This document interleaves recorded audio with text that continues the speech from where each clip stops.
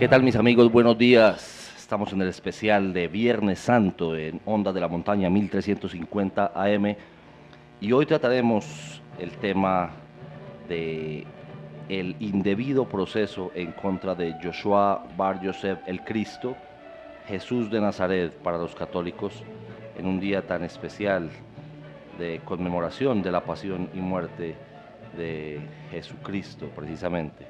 ¿Qué vamos a tratar hoy? El por qué fue arrestado, de qué cargos se acusaba a ese Jesús de Nazaret, por qué lo condenaron y por qué lo condenaron precisamente a la sanción de la cruz. Para eso trajimos una invitada muy especial, se llama Astrid Buitrago, quien nos va a colaborar con todo el tema del penal y del derecho penal y del derecho procesal penal, tanto de la época romana como de la época actual y a la comparación que podríamos hacer con nuestra actual legislación.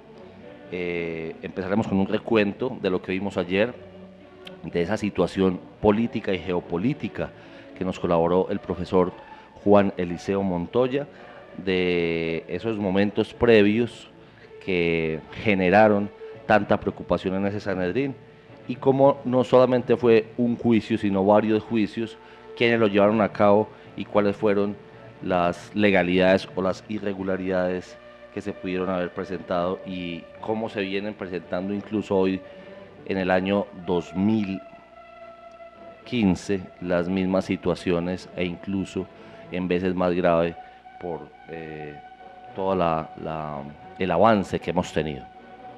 También nos estará acompañando Rubén Darío Pérez, nuestro analista político de siempre, y en la mesa de trabajo saludo muy especialmente doña Astrid Buitrago. Muy buenos días para ti.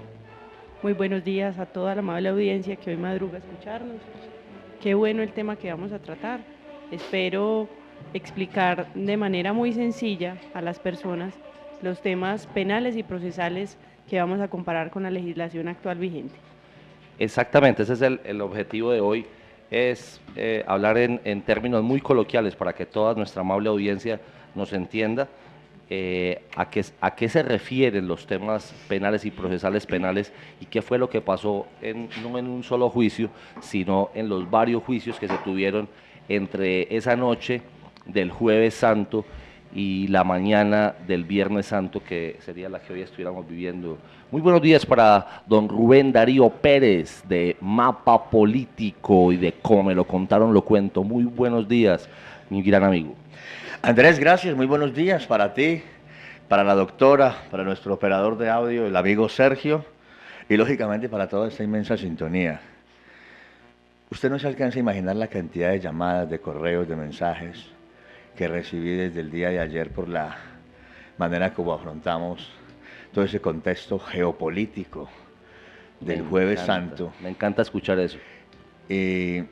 Así pues que esto es un éxito. Yo creo que vamos a colocar la primera piedrecita de una gran torre, una gran edificación de lo que se puede convertir estos verdaderos contextos y análisis profundos para ir comparando la historia con la actualidad. Con la actualidad y en temas tan fundamentales como por ejemplo la vida de Jesús.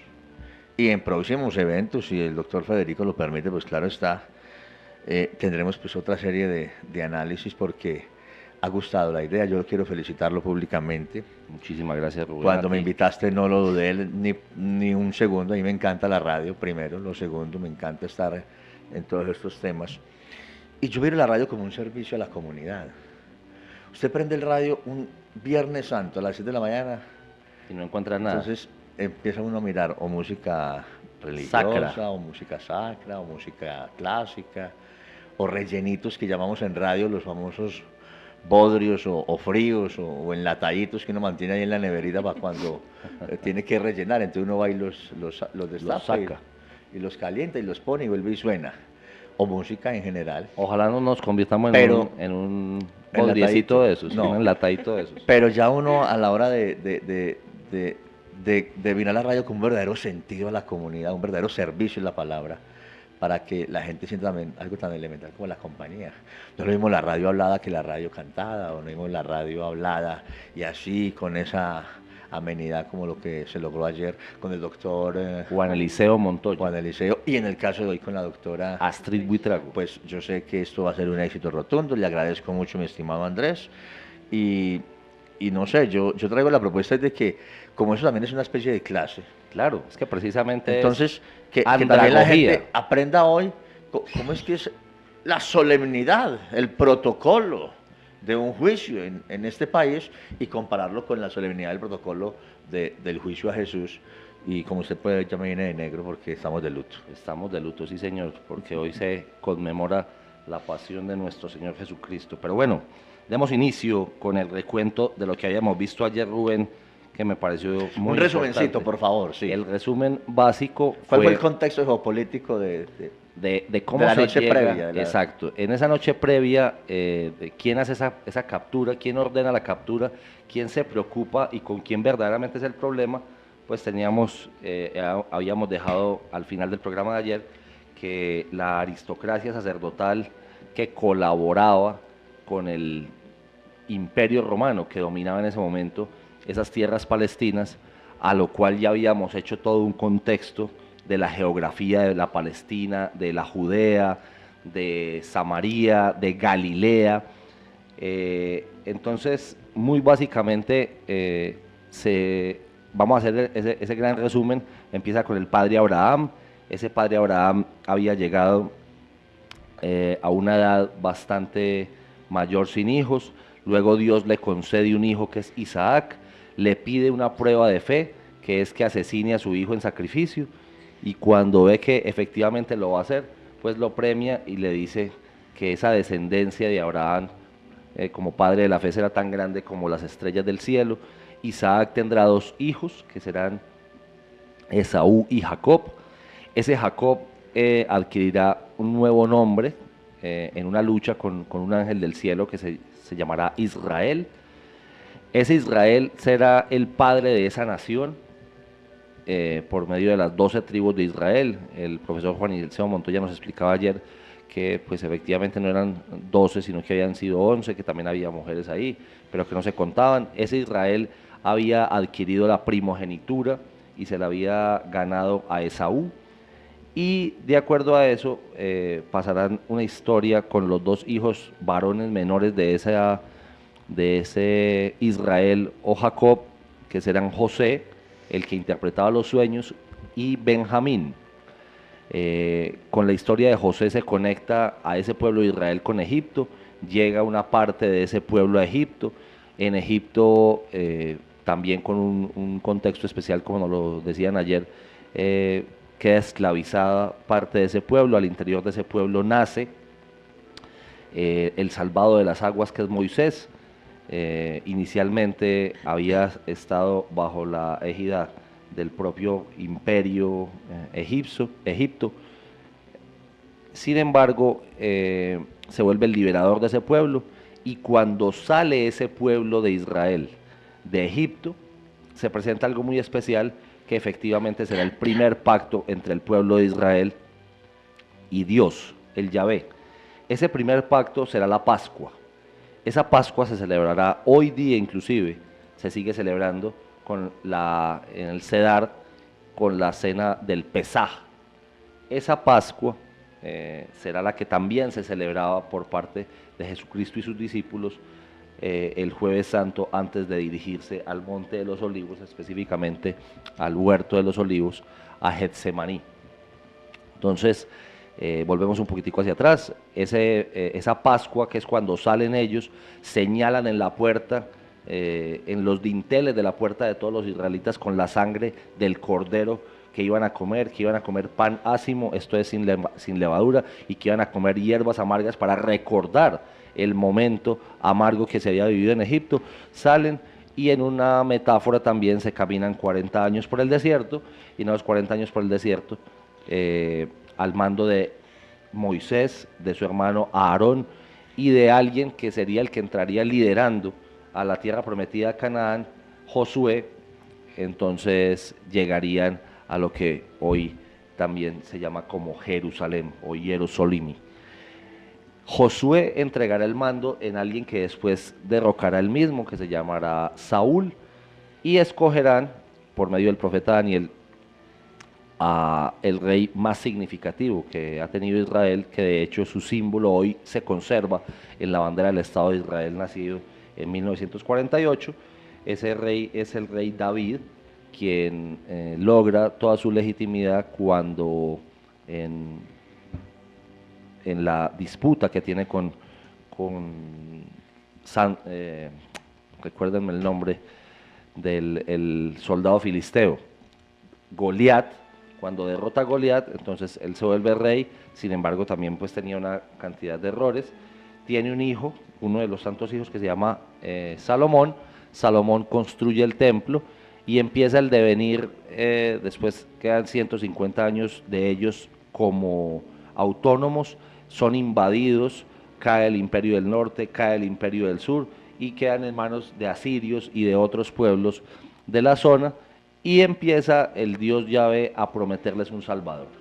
Ese Salvador se les promete por medio de los profetas, de Isaías, Jeremías, y ahorita Jeremías se nos va a volver importante en esta historia, y precisamente después de los profetas pues vendrán una cantidad de situaciones, más o menos 14 generaciones, cuando llega el año 29, que es cuando se presenta la historia de la que hoy vamos a hablar. Entonces, con ese contexto... Y complementemos dos cositas, mi estimado doctor Andrés Zúñiga. Una es porque el profe también ayer nos hablaba sobre, en la historia, lo que han venido siendo las diferentes, se podrían catalogar como constituciones. La primera, el Código de Hammurabi. La segunda serían los 10 mandamientos. Sí. Y una tercera. Las 12 tablas. Las 12 tablas. Cada una en un contexto diferente, cada una en un imperio diferente y con una utilización diferente. Y como la idea es ir tratando de tratar la historia, de analizar esa historia e irla colocando como comparativo con la realidad actual y con lo que estamos viviendo. Bueno, punto uno. Entonces, ayer ya llegábamos a la Palestina de ese año, donde estábamos en el tercer modelo de gobierno de los romanos. Bueno. Estaba invadido, era el imperio romano quien estaba dominando esa tierra de Palestina. El otro detalle es muy importante mencionarlo, y es que, aunque sea de una manera simbólica, pero es para que la gente también lo comprenda, se habla de que Moisés, con el pueblo ya liberado, que traído desde Egipto para luego cruzar el Mar Rojo y llegar a la zona de Asia, de Canaán, que hoy es Israel. Exactamente, Israel. Esos 40 años es darle tiempo a la gente para que cambie el chip. Exactamente. E incluso los que fueron esclavos no terminan conociendo la tierra prometida, ellos terminan en otra generación. A pesar de que Saúl, que sí fue el primer rey formal, sí había nacido en Egipto. Porque en el mismo Moisés entra a la tierra prometida. Él no puede entrar a la tierra prometida por la duda que tuvo con respecto al toque de la piedra para que sacara agua para su pueblo, y acompañaron, y el acompañamiento de ese rey Yahvé, de ese Dios Yahvé, en toda la salida de Egipto es muy importante. De ahí sale el tema del maná del cielo, de ahí sale el tema de los 10 mandamientos, que después se convertirá en el arca sagrada, que el templo se hace precisamente para proteger esa arca sagrada donde están las tablas de los 10 mandamientos y también las sandalias y el cayado de Moisés. Y el otro contexto toca con unos términos y unos, digamos, los gentilicios, por ejemplo, como filisteos, como los que hablábamos ayer, pero esenios. Exacto, pero eso ya no son gentilicios, sino que son las corrientes políticas que estaban al interior de la Palestina del momento, que habían derivado de toda la cantidad de situaciones que se presentaron con el pueblo de Israel en el devenir del desierto y en cómo evolucionó el pueblo de Israel desde el momento del rey David hasta el momento en que nace Jesús de Nazaret en el año 748 antes de Cristo. Recordamos esas corrientes, eran como 3 o 4. Las 4 corrientes básicas que hoy se vuelvan a volver muy importantes son los fariseos, los saduceos, que son los protagonistas verdaderos de hoy, los esenios y los celotes o celotas. Que los celotes eran los guerreros, por decir, era el brazo armado, digamos. Era el brazo armado clandestino que quería liberar a Israel del yugo romano. Los esenios, también denominados hombres de las cuevas, eran muy dedicados a la oración, casi que, no Eran sé si unos ermitaños monjes. o qué, unos monjes permanentemente, y se dice que con ellos estuvo Jesús ese tiempo que se pierde en la historia, entre los 12 años y los 30 cuando vuelve y aparece según las escrituras. Sí, señor. De hecho, la tendencia más marcada en Jesús Sí. es hacer un escenio. Ellos se encerraban en sus cavernas a estudiar las escrituras, pero eran ascetas, eran absolutamente alejados del contexto y de la realidad judía y de la realidad palestina de ese momento. Los saduceos venían por la línea del tercer hijo de Jacob o Israel, que era Leví, porque a Leví no le había tocado. Y se dice que de esa línea de Leví es donde viene también la línea directa de Jesús. Exactamente. Porque por eso precisamente se podía decir que también Jesús entonces podría haber sido saduceo, sin embargo sabíamos que eran temas de linaje. Esos saduceos eran los que protegían y se encargaban de proteger la ley del templo, eran muy exigentes con ese tema, gente pues que había estudiado mucho las escrituras, pero también estaban los fariseos que estudiaban leyes formales o hacia afuera del templo, por ejemplo, como el conservar o el no violar el Shabbat.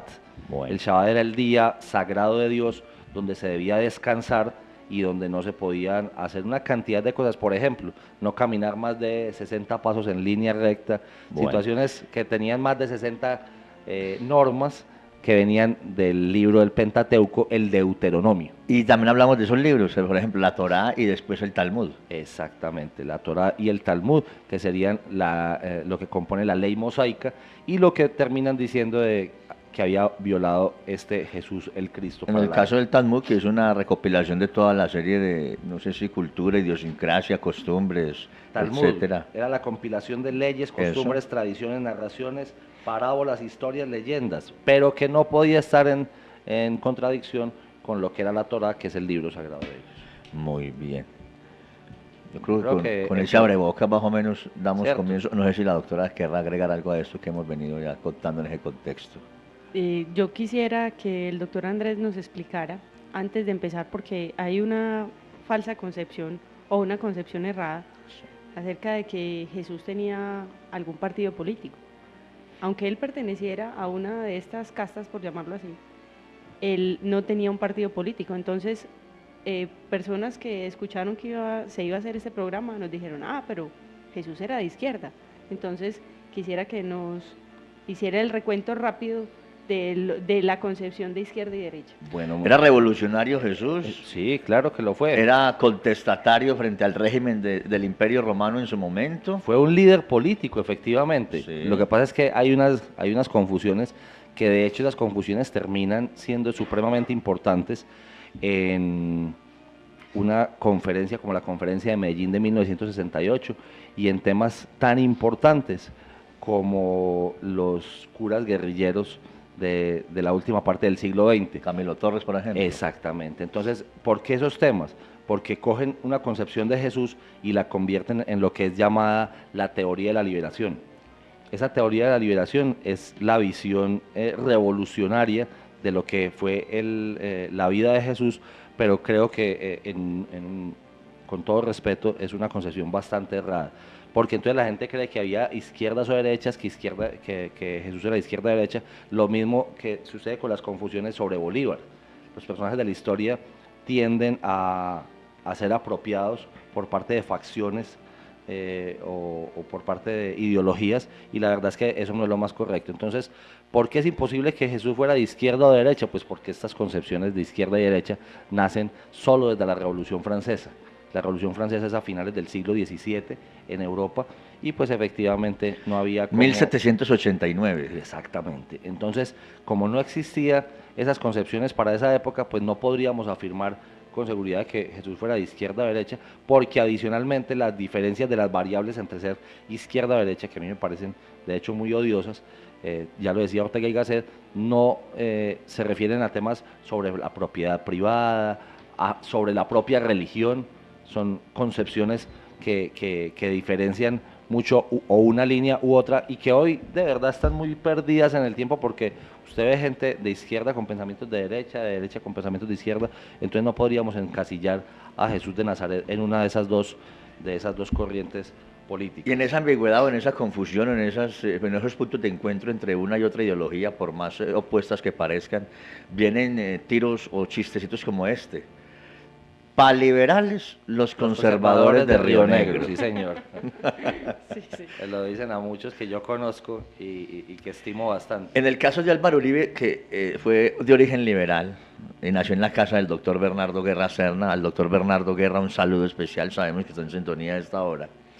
Y dicen que Uribe, siendo de extracción liberal, y gobernó con los conservadores. Pero es que adicionalmente, a pesar de que era de extracción liberal, mire las concepciones con respecto a la muerte de Carlos Gaviria en estos días previos, siempre las concepciones de Álvaro Uribe fueron un poco distanciadas de lo que hoy es el Partido Liberal, porque para los años 70 el Partido Liberal pues no tenía esa tendencia, y quien tenía esa tendencia al interior del Partido Liberal era Alfonso López Miquelsen, que era hijo de uno de los patricios. Con el movimiento revolucionario liberal de 1970 y algo, y luego gobernó del 74 al 78. Incluso el movimiento Una disidencia revolucionario liberal empezó un poco antes en contra de lo que era el Frente Nacional, de esa dicotomía o de esa bipolaridad entre liberales y conservadores. Ahí nace el movimiento revolucionario liberal.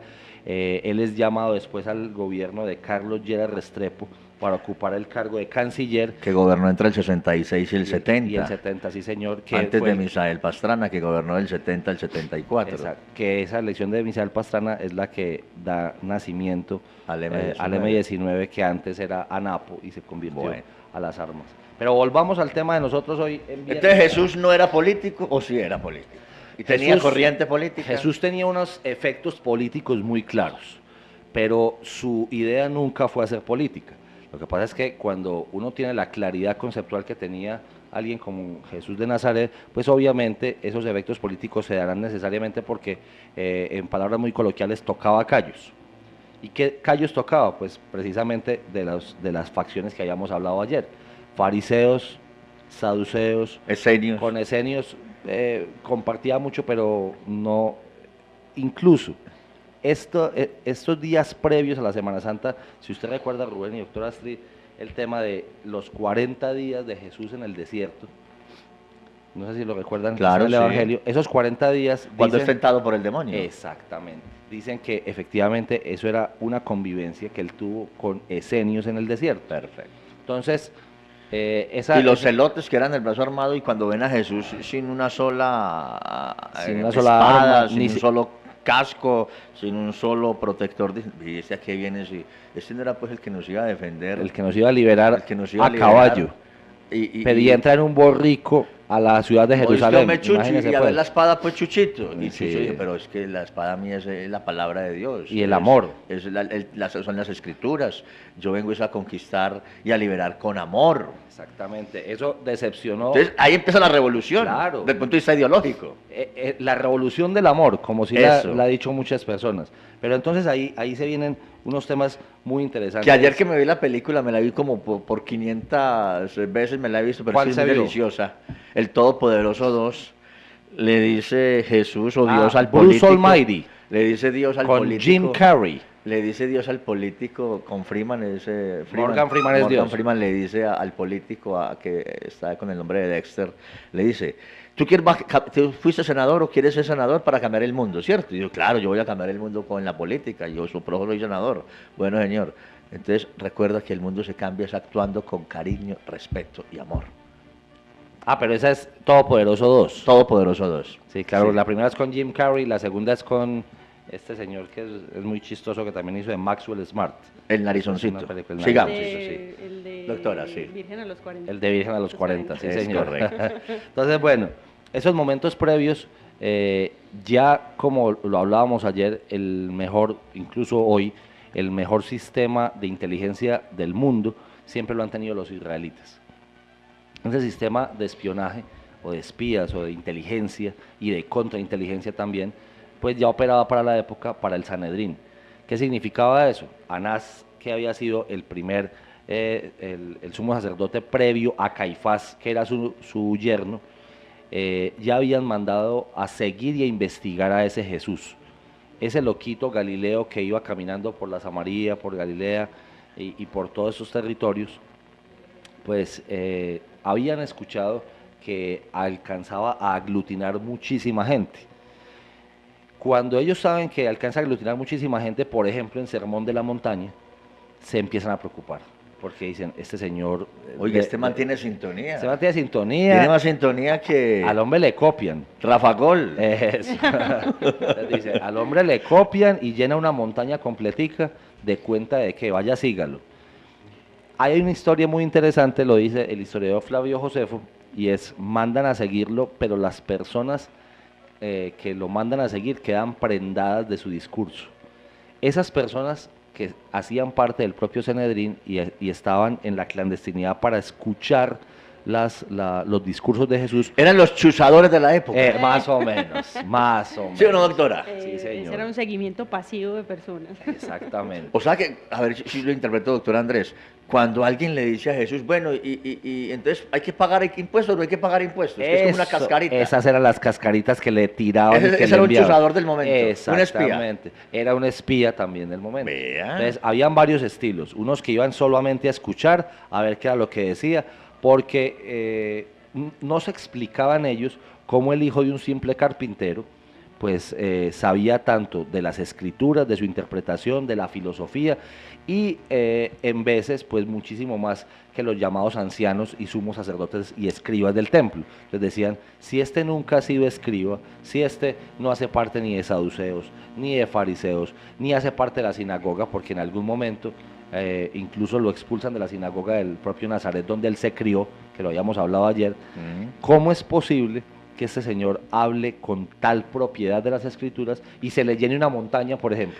Porque además en esa época, y hay que recordarlo, ser de linaje, ser de estirpe, ser de sangre, como decimos hoy coloquialmente, de sangre azul, era casi que indefectiblemente el hombre que tenía el acceso al conocimiento, a las escrituras y al poder, y al aprendizaje y al poder, mientras que el que naciera por allá en una chocita de paja, de papá carpintero y de mamá virgen, como decía, y ama de casa en su momento, pues como un hijito ahí pobre, ¿cómo iba a tener esa posibilidad de estar con esas grandilocuencias? E incluso a los 10, 12 años ya se codeaba tú a tú académicamente, desde el con punto los de vista doctores de la ley, conceptual, con los verdaderos ancianos, en donde en esa época también recordemos que entre más edad, pues más respeto, más jerarquía, y vamos a conocer pues lo que dicen nuestros abuelos y nuestros ancianos, que son los que tienen el conocimiento. De ahí se pierde, hay un evento que es bonito, él se pierde en el templo y les toca devolverse en la caravana a José y a María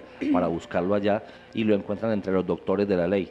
De hecho, es uno de los misterios del Santo Rosario para los católicos. Entonces, es muy interesante. Pero también hay que decir que Jesús tenía un tío que era Sadoc. Era de los saduceos. ¿Quiere esto decir que él podía haber pertenecido a esa casta? Accedido a esa casta, pero por tíos no se accedía, por ese linaje se accedía por sangre propia, esto es, solamente si José hubiera sido de sumos sacerdotes, y sabemos que José... Pues, o sea, que el tío le pudo haber enseñado. Sí, el tío era el esposo de su tía Isabel, la prima de María, que es la mamá de Juan el Bautista, el que bautiza a Jesús, que se convertirá en un personaje supremamente importante acá, porque a Juan, mire qué interesante con el tema de hoy, a Juan lo asesinan sin juicio, sin ningún tipo de proceso. A Juan, como diría Foucault, lo defenestran. Sí, señor. Le cortan la cabeza. ¿Por qué? Porque Juan atacaba a Herodes, el hijo de Herodes el Grande, o sea, el rey de los judíos, supuestamente, que había sido puesto por el emperador Tiberio, porque había seducido a la esposa de su hermano, y esa unión pues era contra la ley judía, contra la propia ley mosaica. O sea, estaba con la cuñada, pues. Sí, señor. Y esa cuñada tenía una hija. Qué joyita, ¿no? Sí, no, pero es que ahí viene lo mejor. Tenía una hija que se llamaba Salomé, esa señora se llamaba Herodías, y esa hija Salomé pues tenía un baile muy sensual A lo Shakira. A lo A lo Shakira. Shakira. más o ¿Cómo? menos. Sí, yo creo que Esto peor se que puso Shakira. bueno. Y en ayunas. Y en mucho ayunas, más. ¿cómo le parece? Sigamos. Entonces, esta señora, pues Herodes era bastante libidinoso, según la historia, y le Pero era un dijo- pelele pues de la dama, ¿verdad? Como que lo Sí, dominaba claro. Con un dedo. con 3 pelitos y ya. Sí, señor. Pero entonces el tema verdadero era ese rey de los judíos designado por Roma, que incluso él mismo había nacido en Roma, en Italia, a pesar de que era de linaje judío, Sí. era un títere de esos romanos, tenía deseos no solamente ya con la esposa de su hermano, sino con la hija de su esposa nueva. Que era De su ex. cuñada. O sea, Y su sobrina. de su cuñada, que al mismo tiempo era su sobrina. ¿Y yo qué vengo siendo entonces? ¿Y qué venimos siendo usted y yo? Entonces, imagínense pues el tema qué tan complejo. Esos deseos lo llevaron a prometerle delante de toda esa corte que lo seguía, que le pidiera lo que quisiera. Cuando ella le consulta a su mamá que qué le pedía, pues la más afectada por el ataque de Juan el Bautista era ella misma, ¿cierto? Porque ella pues era la protagonista número 1 de ese adulterio. Y en ese orden de ideas le dice a su hija, pídale la cabeza de Juan el Bautista en una bandeja. A él lo mandan detener sin ningún tipo de juicio, sin ningún tipo de defensa, a ese ni siquiera lo escuchan y sin escucharlo le cortan la cabeza para cumplir el deseo a su sobrina, no sabemos si amante, Salomé, hija de Herodías y su nueva hijastra. Entonces ese tema es muy interesante, ¿por qué? Porque ¿cuál delito habría cometido Juan el Bautista? Pues la verdad es que no supimos, porque era decir la verdad. Supuestamente era apropiarse de la posibilidad de ser él el quien bautizara. Pero eso no era delito. No era delito. No era ningún delito, ni en la ley hebrea, ni en la ley romana.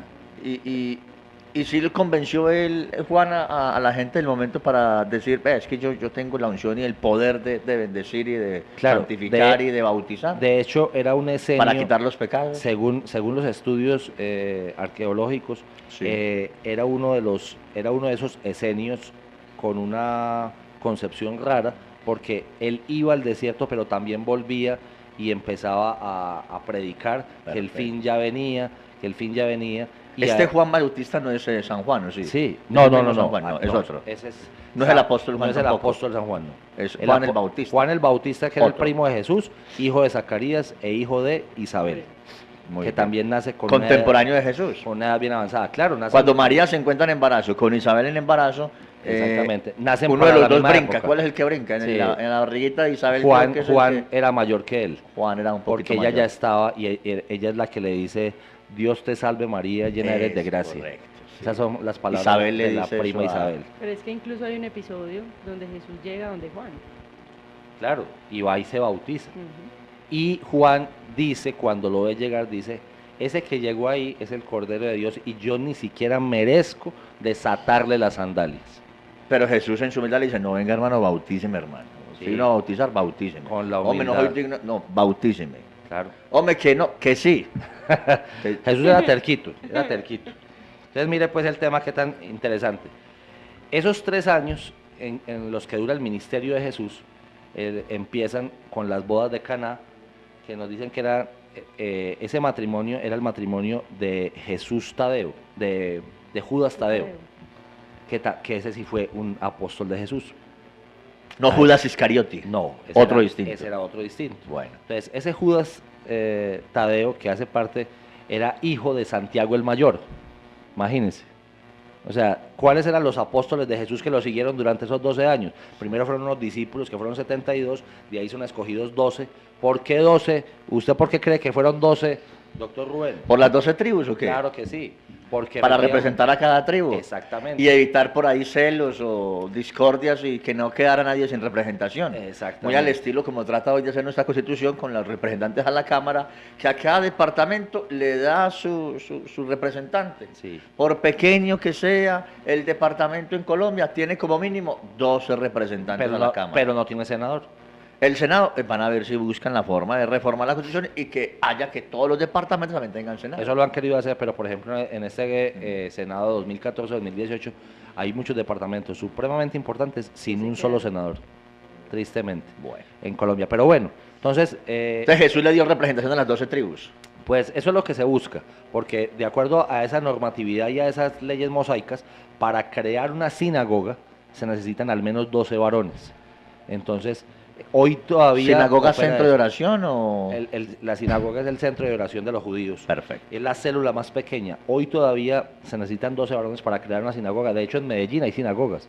Creo que hay 2 sinagogas. Hay una del Poblado y otra, no estoy seguro, pero por el lado de ¿Con Belén. rabinos y todo? Con ¿Cómo es el rabinos tema? y todo, sí señor. Vea. De hecho, hay un colegio acá que se llama el Teodoro Hertz, que es Sí, de señor. mucha ascendencia judía. Pero entonces esas 12 personas que lo acompañaban, los primeros que él recluta, por decirlo de cierta forma, son pescadores. Esos pescadores son Andrés y Pedro, que son hermanos, y después recluta a Pedro es el mismo de que sobre ti edificaré la iglesia. Sí, San ese- Pedro. ese sí es Al que Pedro. crucifican boca abajo. Cefas. Muy bien. Exactamente. Entonces Petrus, ese es O piedra. el primer papa que hubo. Pedro es piedra. Exactamente. Entonces recluta a Pedro y Andrés, recluta a Santiago y a Juan, hijos del Zebedeo, Cuando reclutan a los pescadores les dice, ustedes van a pasar de pescar peces a pescar hombres. a pescar hombres, sí señor. Eso lo hace en el lago de Galilea, que se le decía Mar de Galilea. Mm.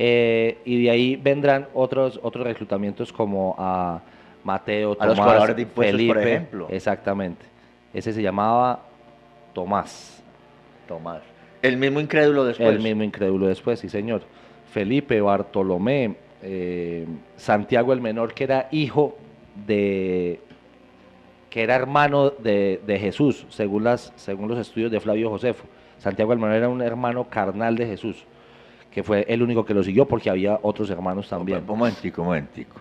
¿Jesús tuvo un hermano carnal? No solamente uno, tuvo otros 3 hermanos varones y otras 2 ¿Por el lado de hermanas María o mujeres. por el lado de José? No, por los 2 lados. Lo que pasa es que eso no le quitaría la santidad a María, porque cuando concibe a Jesús, que era el mayor de la casa, ella lo concibió de manera Siendo virgen. virginal. Pero después María Cuando la tuvo- paloma hizo su efecto, la paloma. Exactamente. Y no el gallinazo por ahí, como dicen ellos. ¿Cierto? Entonces, después de eso, pues María tuvo una vida marital normal con José y se tuvieron más hijos.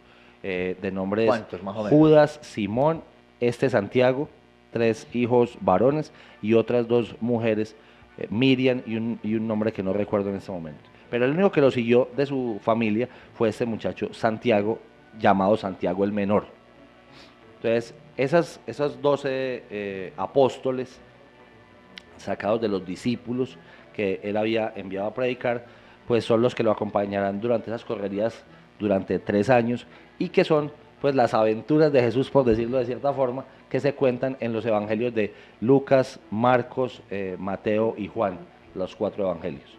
Entonces, en esas aventuras es que empiezan a pasar situaciones interesantes que se empiezan a volver fastidiosas para ese Sanedrín y para la gente, para saduceos y fariseos, Lo que tú porque él los decías, atacaba empieza a con la pisar voz. callos el hombre. Empieza a pillar. Pero- Y a tener mucha sintonía. Pero ibas a explicar que Jesús tenía sus más allegados, que eran los Bueno. mayores. Los más allegados de todos a él siempre fueron Pedro, Santiago y Juan. Pedro y Santiago mayores en edad que él. Recuerden que para ser un anciano en esa Palestina se considera después de los 42 años. Ya eran unos ancianos y podían Nos decía el pertenecer- profe que la expectativa de vida era de 45, 50 años. 45, 50 En una años. parte por las guerras constantes Ujú. y en otra porque, bueno, no había El avanzado clima. tanto la medicina El clima. y entonces también el clima, no había agua potable, etcétera. Exactamente. Todo esto afectaba y atentaba contra la posibilidad de que los seres humanos tuviesen una larga existencia. Hoy tenemos una expectativa de vida de más de 30 años de lo que se tenía en ese momento, 75, 80 años el promedio de vida, pero para ese momento pues era muy, muy complejo. Pedro, Santiago y Juan eran hermanos, Juan menor en edad y Santiago mayor en edad que Jesús. Esos 3 eran como el convito, como la rosca, por decirlo así, que fueron inclusive Los que lo parceritos de acompañaron. Jesús, Exacto, de los 12 siempre había unos más cercanos que eran esos 3. unos preferidos. Exactamente, pero Santiago, hay que aclarar algo, Santiago cuando se une a Jesús ya era viudo. Entonces era alguien, pues generalmente mayor. De acuerdo a eso, empiezan a pasar cositas, lo mandan a seguir, hay gente a la que la mandan a seguir que queda prendada con ese discurso, y no se preocupaban mucho, la verdad, en el Sanedrín por ese loquito que caminaba, ese Galileo loquito que estaba por ahí diciendo discursos, hasta que no empezaron a ver que tenía muy buena acogida y que lo seguía muchísima gente, ¿cierto?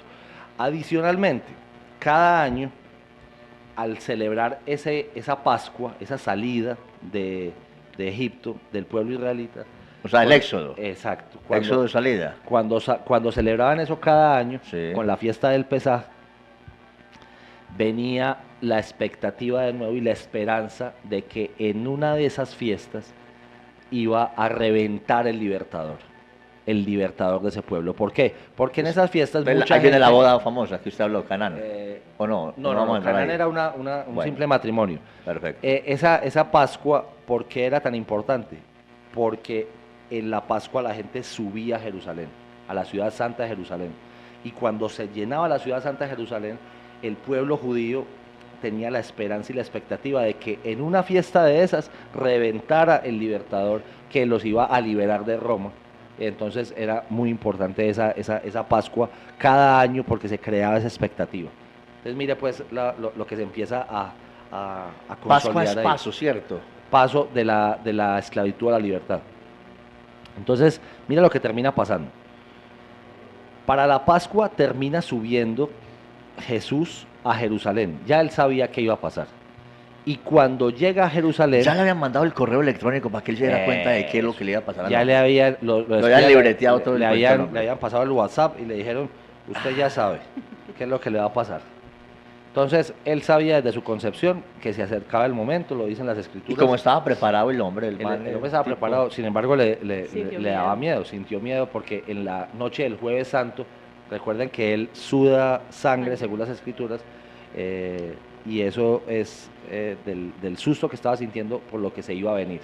Y le dice a su padre, padre, si es En oración posible, le dijo.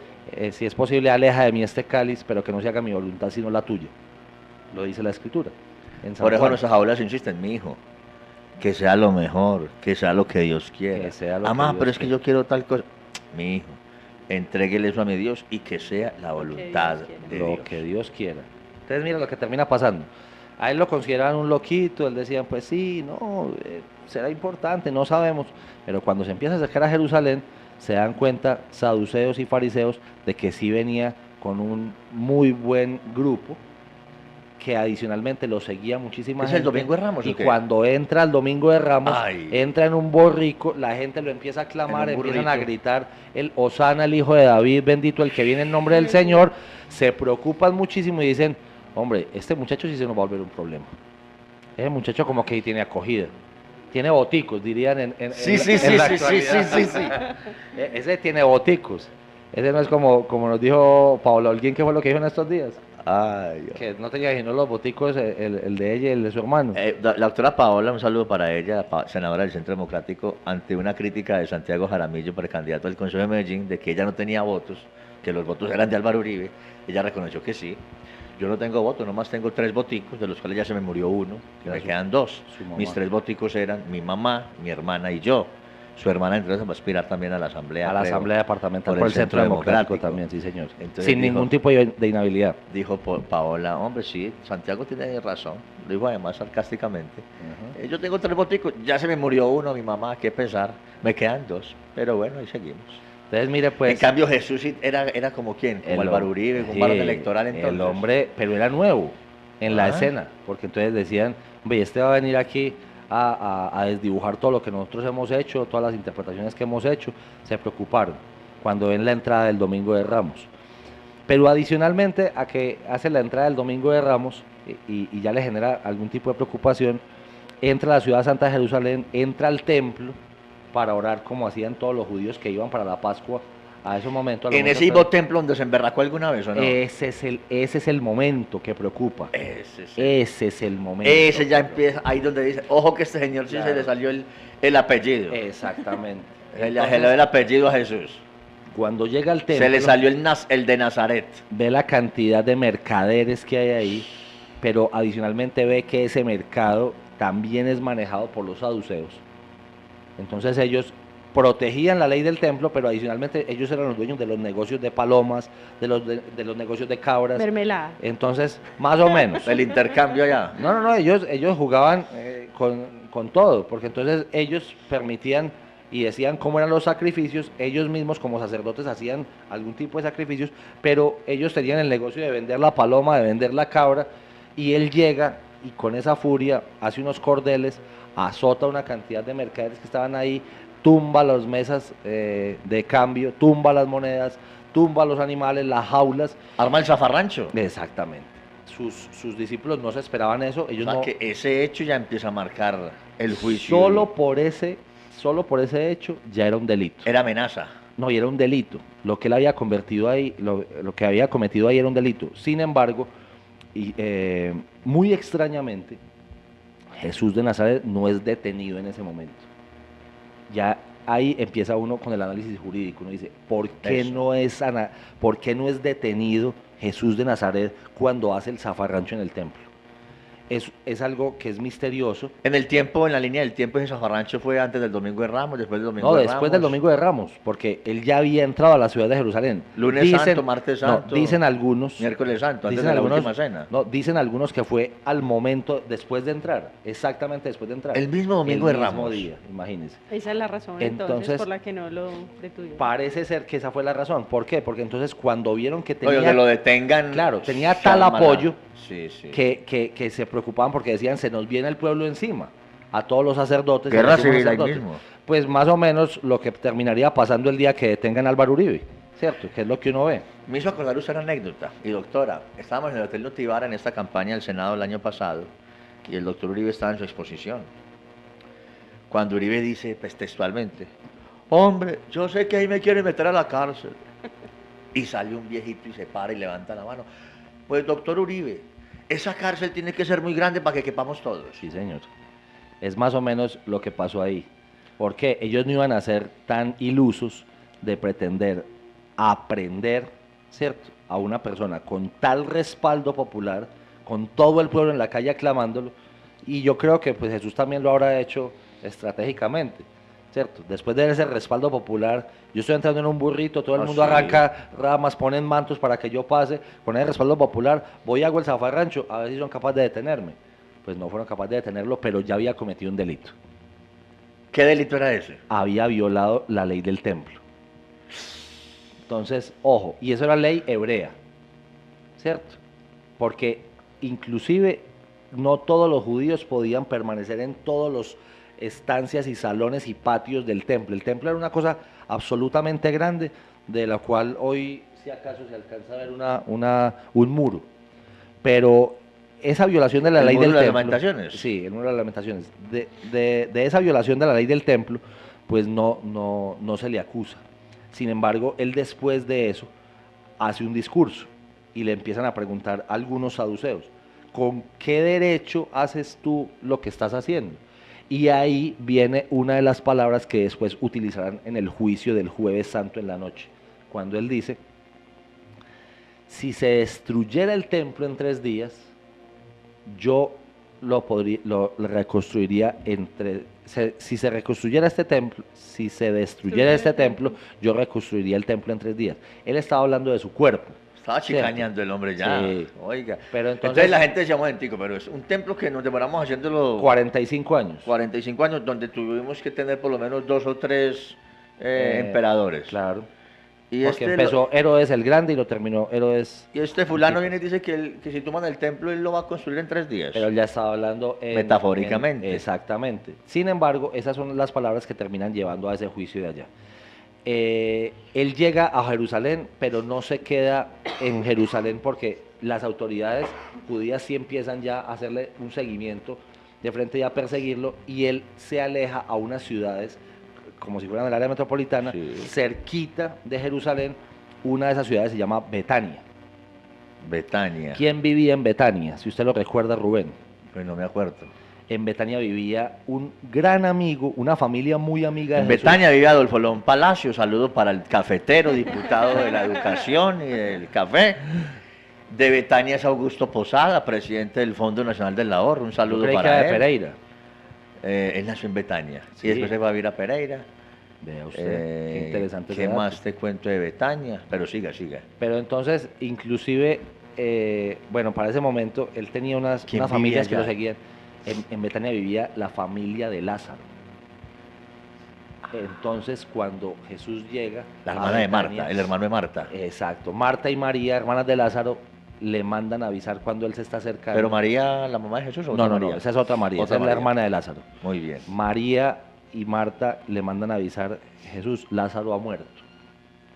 Eso ya para la época entre Domingo de Ramos y Jueves Santo. Mira pues. Ah, eso ocurrió en la Semana Santa. Claro, claro.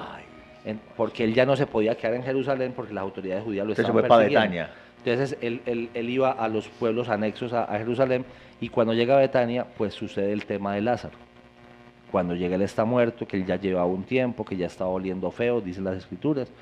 Marta sale muy conmovida y María le dicen, Señor, tú todo lo puedes.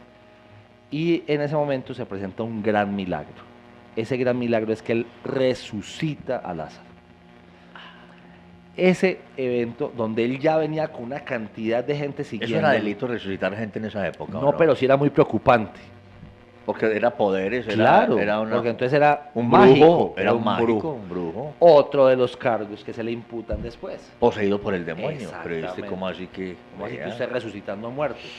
O usted tiene brujería, pacto con el demonio, o dos, usted hizo un tinglado, ¿cierto? Un montaje para decir que Lázaro estaba muerto, no estaba muerto. Un falso positivo. O algo Ay, así. hermano. Bendito sea mi Dios. No. Entonces algo por ese lado era preocupante. Eso preocupa aún más a las autoridades judías. Entonces, este es un señor que viene con respaldo popular, que viene con una cantidad de gente. Que ya mostró un brote de violencia Ya. cuando tumba todas las mesas, bota Exacto. monedas, bota palomitas, en fin. Ya hizo un brote de violencia, nos desafió en nuestra propia casa. No solamente nos desafió con la palabra, porque efectivamente es un señor que conoce las escrituras. Que sabe. Y que sabe. Y adicionalmente hace un acto de brujería, un acto de magia, que es resucitar un muerto. Este señor sí es peligroso. Y no compra votos porque él como enamora con la palabra no tiene necesidad de estar allá repartiendo mermelada. Exactamente. Entonces Porque el que no enamora, no le vota. paga. Ah, ¿No se la sabía? no, no, no. Ah, Muy va duro, aprendiendo muy duro. cositas, mijo. Entonces mire pues lo preocupante que le sucedió.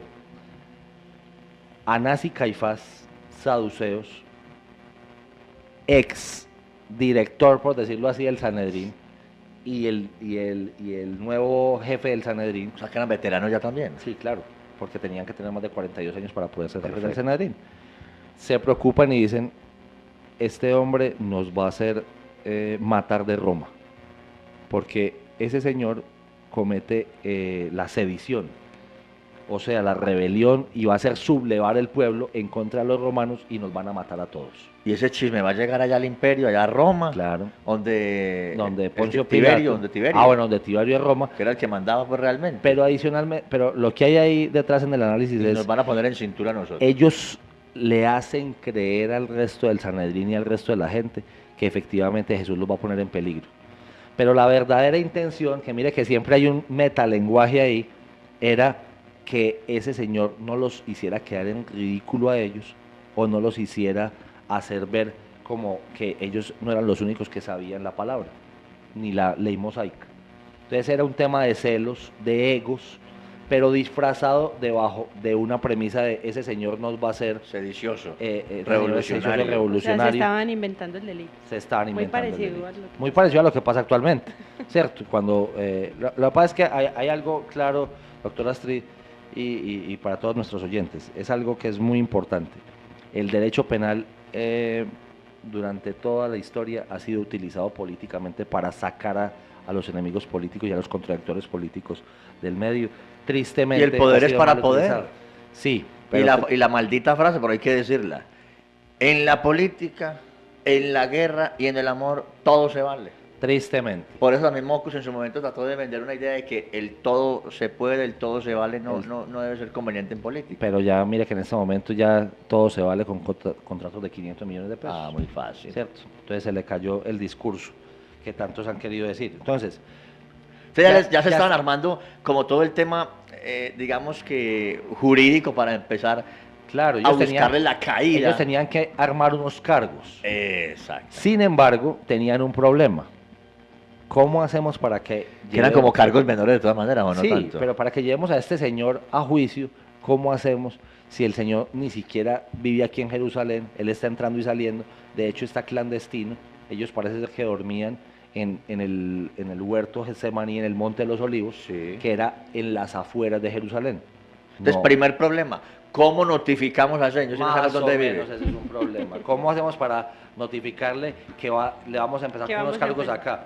Pero adicionalmente Y venía en otro- esa época no tenía correo electrónico, No, ¿sí? no, ni el WhatsApp tampoco estaba operando. Ah, bueno. Pero tenían un pequeño problema, o de pronto más grande aún. ¿Cómo hacemos si sabemos que tiene respaldo popular para llevar a este señor a juicio? Entonces viene el primer pedazo. ¿Cuál es el primer pedazo? El primer reto para los que El lo quieren primer reto detener. para los que lo quieren detener es dónde lo capturamos. ¿Cómo hacemos esa captura? Entonces les toca infiltrar el grupo. ¿Y por medio de quién infiltran el grupo? De Judas Iscariote. ¿Quién era Judas Iscariote? Ahí surge la agencia encubierta para Colombia y Exactamente. para el mundo. No le escuché, doctora, ¿cómo? Que ahí surge la agencia encubierta para Colombia y para el mundo. La O sea, agencia claro. encubierta. lo que hace la fiscalía y lo que hacen los que tienen facultad de policía judicial hoy día. Y tú dices que un grupo de infiltrados y de chuzadores de la época, ¿y cómo se denominaban ellos? ¿O no tenían un No, nombre? porque eran miembros del Sanedrín y de los escribas, a los ya. cuales los mandaban a los discursos de Jesús para que escucharan qué era lo que él decía. Sí.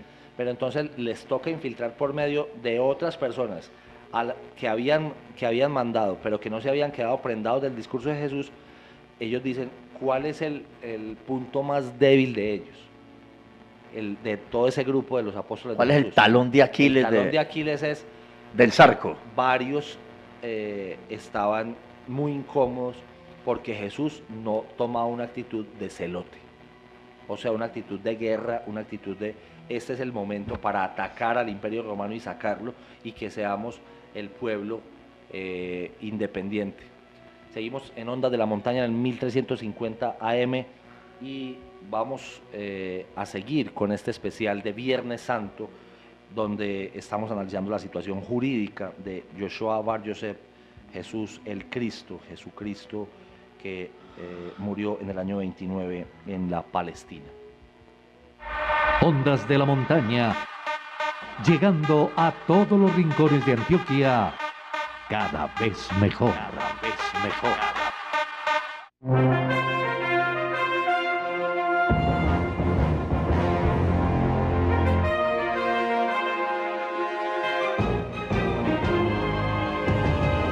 Muy pronto en Ondas de la Montaña usted tendrá en su oído la nueva noticia para Medellín y el departamento. De 6 a 8 de la mañana de lunes a viernes en los 1350M de su dial, escuche lo nuevo en información con todo lo nuevo en lo local, regional, nacional e internacional. Ondas de la Montaña, cada vez mejor. Ondas de la Montaña, cambiando a toda hora. Con nuevo sonido para su oído. Con alta tecnología para su oído. Con todas las especificaciones para ser radio web. Compruébelo. Ondas de la Montaña, mucho mejor. La corrupción.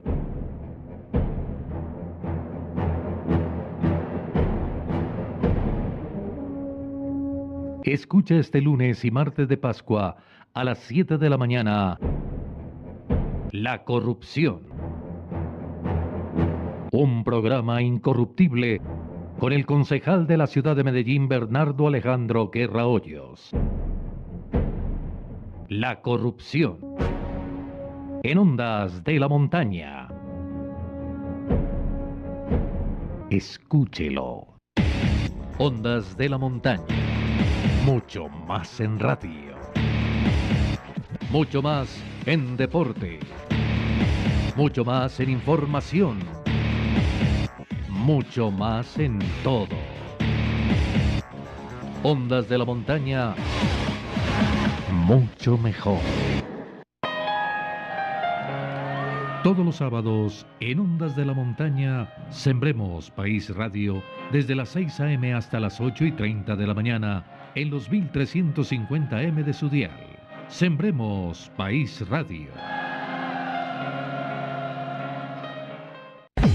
Ondas de la Montaña, llegando a todos los rincones de Antioquia, cada vez mejor. Desde la ciudad de Medellín, en Colombia, transmite para el planeta entero. Ondas de la Montaña, la tradicional en Antioquia. Emisora HJDS, en los 1350 AM de su dial. Ondas de la Montaña, cada vez mejor. En la tradicional de Antioquia, la hora exacta son las 7 en punto. Ondas de la Montaña, cada vez mejor.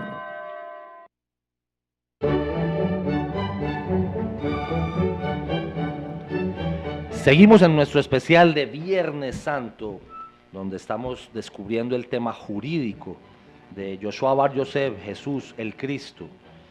Y estamos preguntándonos por qué lo arrestaron, de qué cargos lo acusaban, por qué lo condenaron y por qué esa condena implicó la cruz donde finalmente murió. Esos son temas netamente de derecho penal y derecho procesal penal, tanto romano como judío o hebreo. Nos acompaña la doctora Astrid Buitrago. Entonces, doctora Astrid, ¿usted qué nos puede decir? ¿Qué opina usted sobre ese tema de la captura que se empieza a configurar con el contacto que se hace por medio del Sanedrín y de Judas Iscariote, miembro del grupo de Jesús? Pues para la época, pienso que no existían temas formales para una captura. ¿Pero qué necesitaban ellos para la No captura? existía lo que hoy se llama la legalización de captura. Una cosa, y no existía tampoco la orden de captura. ¿Pero qué existía para la época? El Sanedrín había convenido que efectivamente con sus actos Jesús había incurrido en La delito. violación de la ley mosaica. Exacto, y que era considerado un delito, que era la blasfemia. ¿Por qué? Porque él se autoprofesaba el Hijo de Dios, que eso era un delito. Decir que era Dios o decir que era Hijo de Dios, eso estaba prohibido para ellos. Entonces, simplemente tenían un cargo, que era blasfemia. Los delitos, entonces hablemos de eso, Rubén. Vea, Sí. habían 3 delitos importantes que protegía el Sanedrín, o que perseguía mejor el Sanedrín. El primer delito era violar el Shabbat. ¿Qué significaba eso? Pues violar el día de descanso. No se podía trabajar, no se podía laborar, no se podía caminar. Eran muy estrictos con el Shabbat. Entonces, esos fariseos y esos saduceos, pues mucho más, siempre estaban pendientes de quién violaba el sábado para juzgarlo. Sin embargo, las sanciones por violar el sábado pues eran sanciones de sacrificio, sanciones de multas o o de cultos. latigazos. No, latigazos, no habían castigos físicos para la bueno. violación del sábado. Perfecto. Segundo delito, el culto a los ídolos. Claro, porque Moisés había dicho que en esa adoración al vellocino de oro, pues era una total falta de respeto a esa religión de ellos, que ellos eran monoteístas, y era diferente a como lo hacían los romanos, que tenían muchos dioses. Monoteísta, un solo Dios, politeísta, Politeístas, varios varios dioses. Entonces, ese era el segundo delito, o la segunda falta por la cual perseguía mucho el Sanedrín. Y el tercero era la blasfemia. ¿Qué era la blasfemia? Era decir cosas mentirosas o en contra de Dios. Blasfemar era... O de los principios religiosos de o la los época. principios religiosos, o de la ley de Dios, o del Sanedrín. Entonces, Distinto a la injuria y a la calumnia. distinto a la injuria y la calumnia, porque la blasfemia tenía que ser en contra de los temas religiosos. Entonces, Ese era el delito que ellos creían que se había configurado. ¿Con cuál afirmación de Jesús? Con la afirmación del día que hizo el zaperoco en el templo y donde le preguntan sobre el tema del templo. Entonces, esa afirmación de ese día es la que ellos después van a llevar al juicio del Jueves Santo en la noche, ¿cierto? Pero entonces volvamos un poquitico a la captura.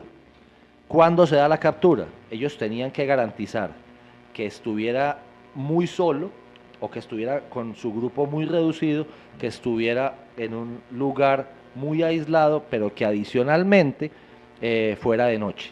¿Por qué? Pues porque el día, la luz, la aglomeración, la gente, pues iban a hacer con un pueblo bien belicoso como el judío, se iba a armar una gran manifestación defendiendo a Jesús y los sumos sacerdotes pues no podían permitir eso. Entonces la captura se diseña por medio de Judas Iscariote para que sea en una noche, en una de las noches que adicionalmente no coincidiera con los días santos que venían para la celebración de la Pascua. Entonces, ¿qué hicieron? Convinieron en que fueran, como ya sabían que luego de cada cena iban a meditar o a rezar al huerto Getsemaní que quedaba en el Monte de los Olivos a las salidas de Jerusalén, en las salidas de Jerusalén.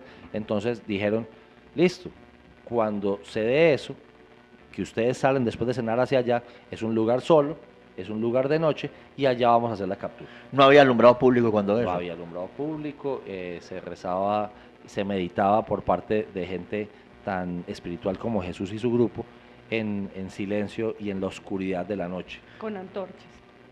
Se iluminaban con antorchas. La conmemoración de... La conmemoración de las velitas.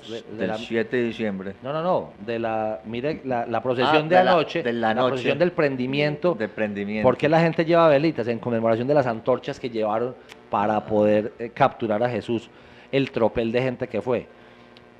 Pero ¿qué pasaba ahí? Hay un tema supremamente interesante. Esa captura la iba a hacer el Sanedrín. El Sanedrín también tenía una guardia. Esto es una policía, ¿cierto? Esa guardia del Sanedrín, ¿de quién estaba compuesto? Pues de gente que había escogido los sumos sacerdotes para que protegieran el templo y para que protegieran todas las situaciones que se podían presentar en el templo. ¿La misma guardia pretoriana o una No, distinta? no, la guardia pretoriana era la guardia romana, porque bueno. los pretores eran romanos.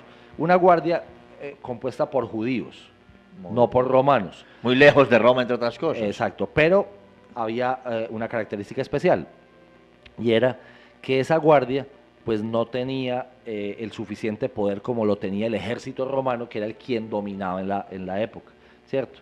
Entonces, también con miedito, Anás y Caifás, que fueron los que diseñaron la captura, diseñaron la traición de Judas, diseñaron el pago de las 30 piezas de plata, piden un apoyo por eso les digo... Refuerzos, piden refuerzos. Eso, por eso siempre le digo, la aristocracia sacerdotal colaboracionista. Como ellos colaboraban con Roma, entonces Roma también les colaboraba a ellos con ciertas cosas. ¿Qué dijeron? Vea, es un grupo, no son violentos, pero ya hicieron un episodio de violencia en el templo. Entonces no nos queremos arriesgar. Yo voy a mandar mi guardia del templo, pero necesito unos apoyos, que le prestaran 10 soldados romanos. Esos 10 soldados romanos apoyarían tanto a la guardia como a quien le hacía, por decirlo de cierta forma, quien libraba la proclama, como hace hoy la fiscalía, la policía o cualquier ente de control o ente judicial que haga una captura. Cuando se va a hacer una captura, se tiene que decir, alto Policía Nacional, el protocolo del caso, ¿cierto?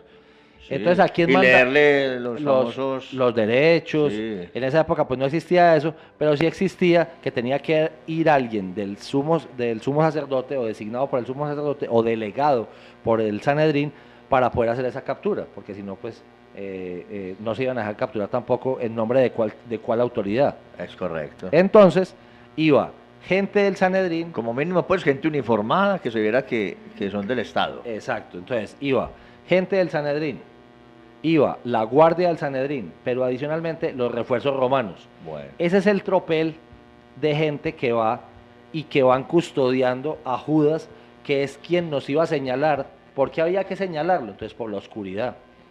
porque al interior de la oscuridad, pues, y no lo conocemos porque no lo hemos visto del todo. Y todos barbados y todos peludos, barbados, mechudos. Eso, Y entonces, todos de bata, entonces. hay Sí. que decirle de túnica.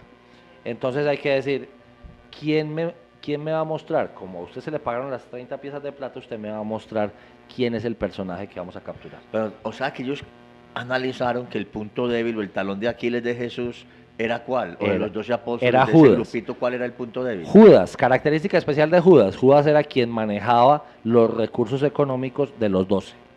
Entonces, como siempre, por el lado de la plata ha estado Él Él era el secretario talón de Hacienda de los 12 apóstoles. Más o menos. ¿Cómo? Exactamente. Y el secretario de gobierno, ¿a quién le podríamos decir? Pedro. Sí, porque era el segundo. ¿Y el privado, segundo Santiago? orden. No, Juan, Juan creería yo. era el parcerito, el Cierto. privado, el que les manejaba la agenda. El secretario privado. Sí, Entonces, sí, mire, sí. ya este tiene el gabinete de Jesús. Completo. Entonces, bueno, muy bien. O sea, por ahí se le fueron metiendo, lo por- convencieron al señor Judas. Sí, pero Judas tenía una incomodidad que ya se le había manifestado a Jesús y era el momento para rebelarse en contra de los romanos, porque de cierta forma, pues Judas esperaba un Jesús célota, Belicoso. celote, belicoso, guerrero, que se enfrentara al imperio romano, pero el imperio del amor que traía Jesús pues era muy diferente a la versión que tenía Judas de qué era lo que tenía que pasar. Entonces, con esa incomodidad, se aprovechan de esa incomodidad, pero adicionalmente que manejaba la plata, y por ese lado infiltran al grupo, y ese infiltrado del grupo, que de hecho en la última cena Jesús se lo dice, ¿cierto?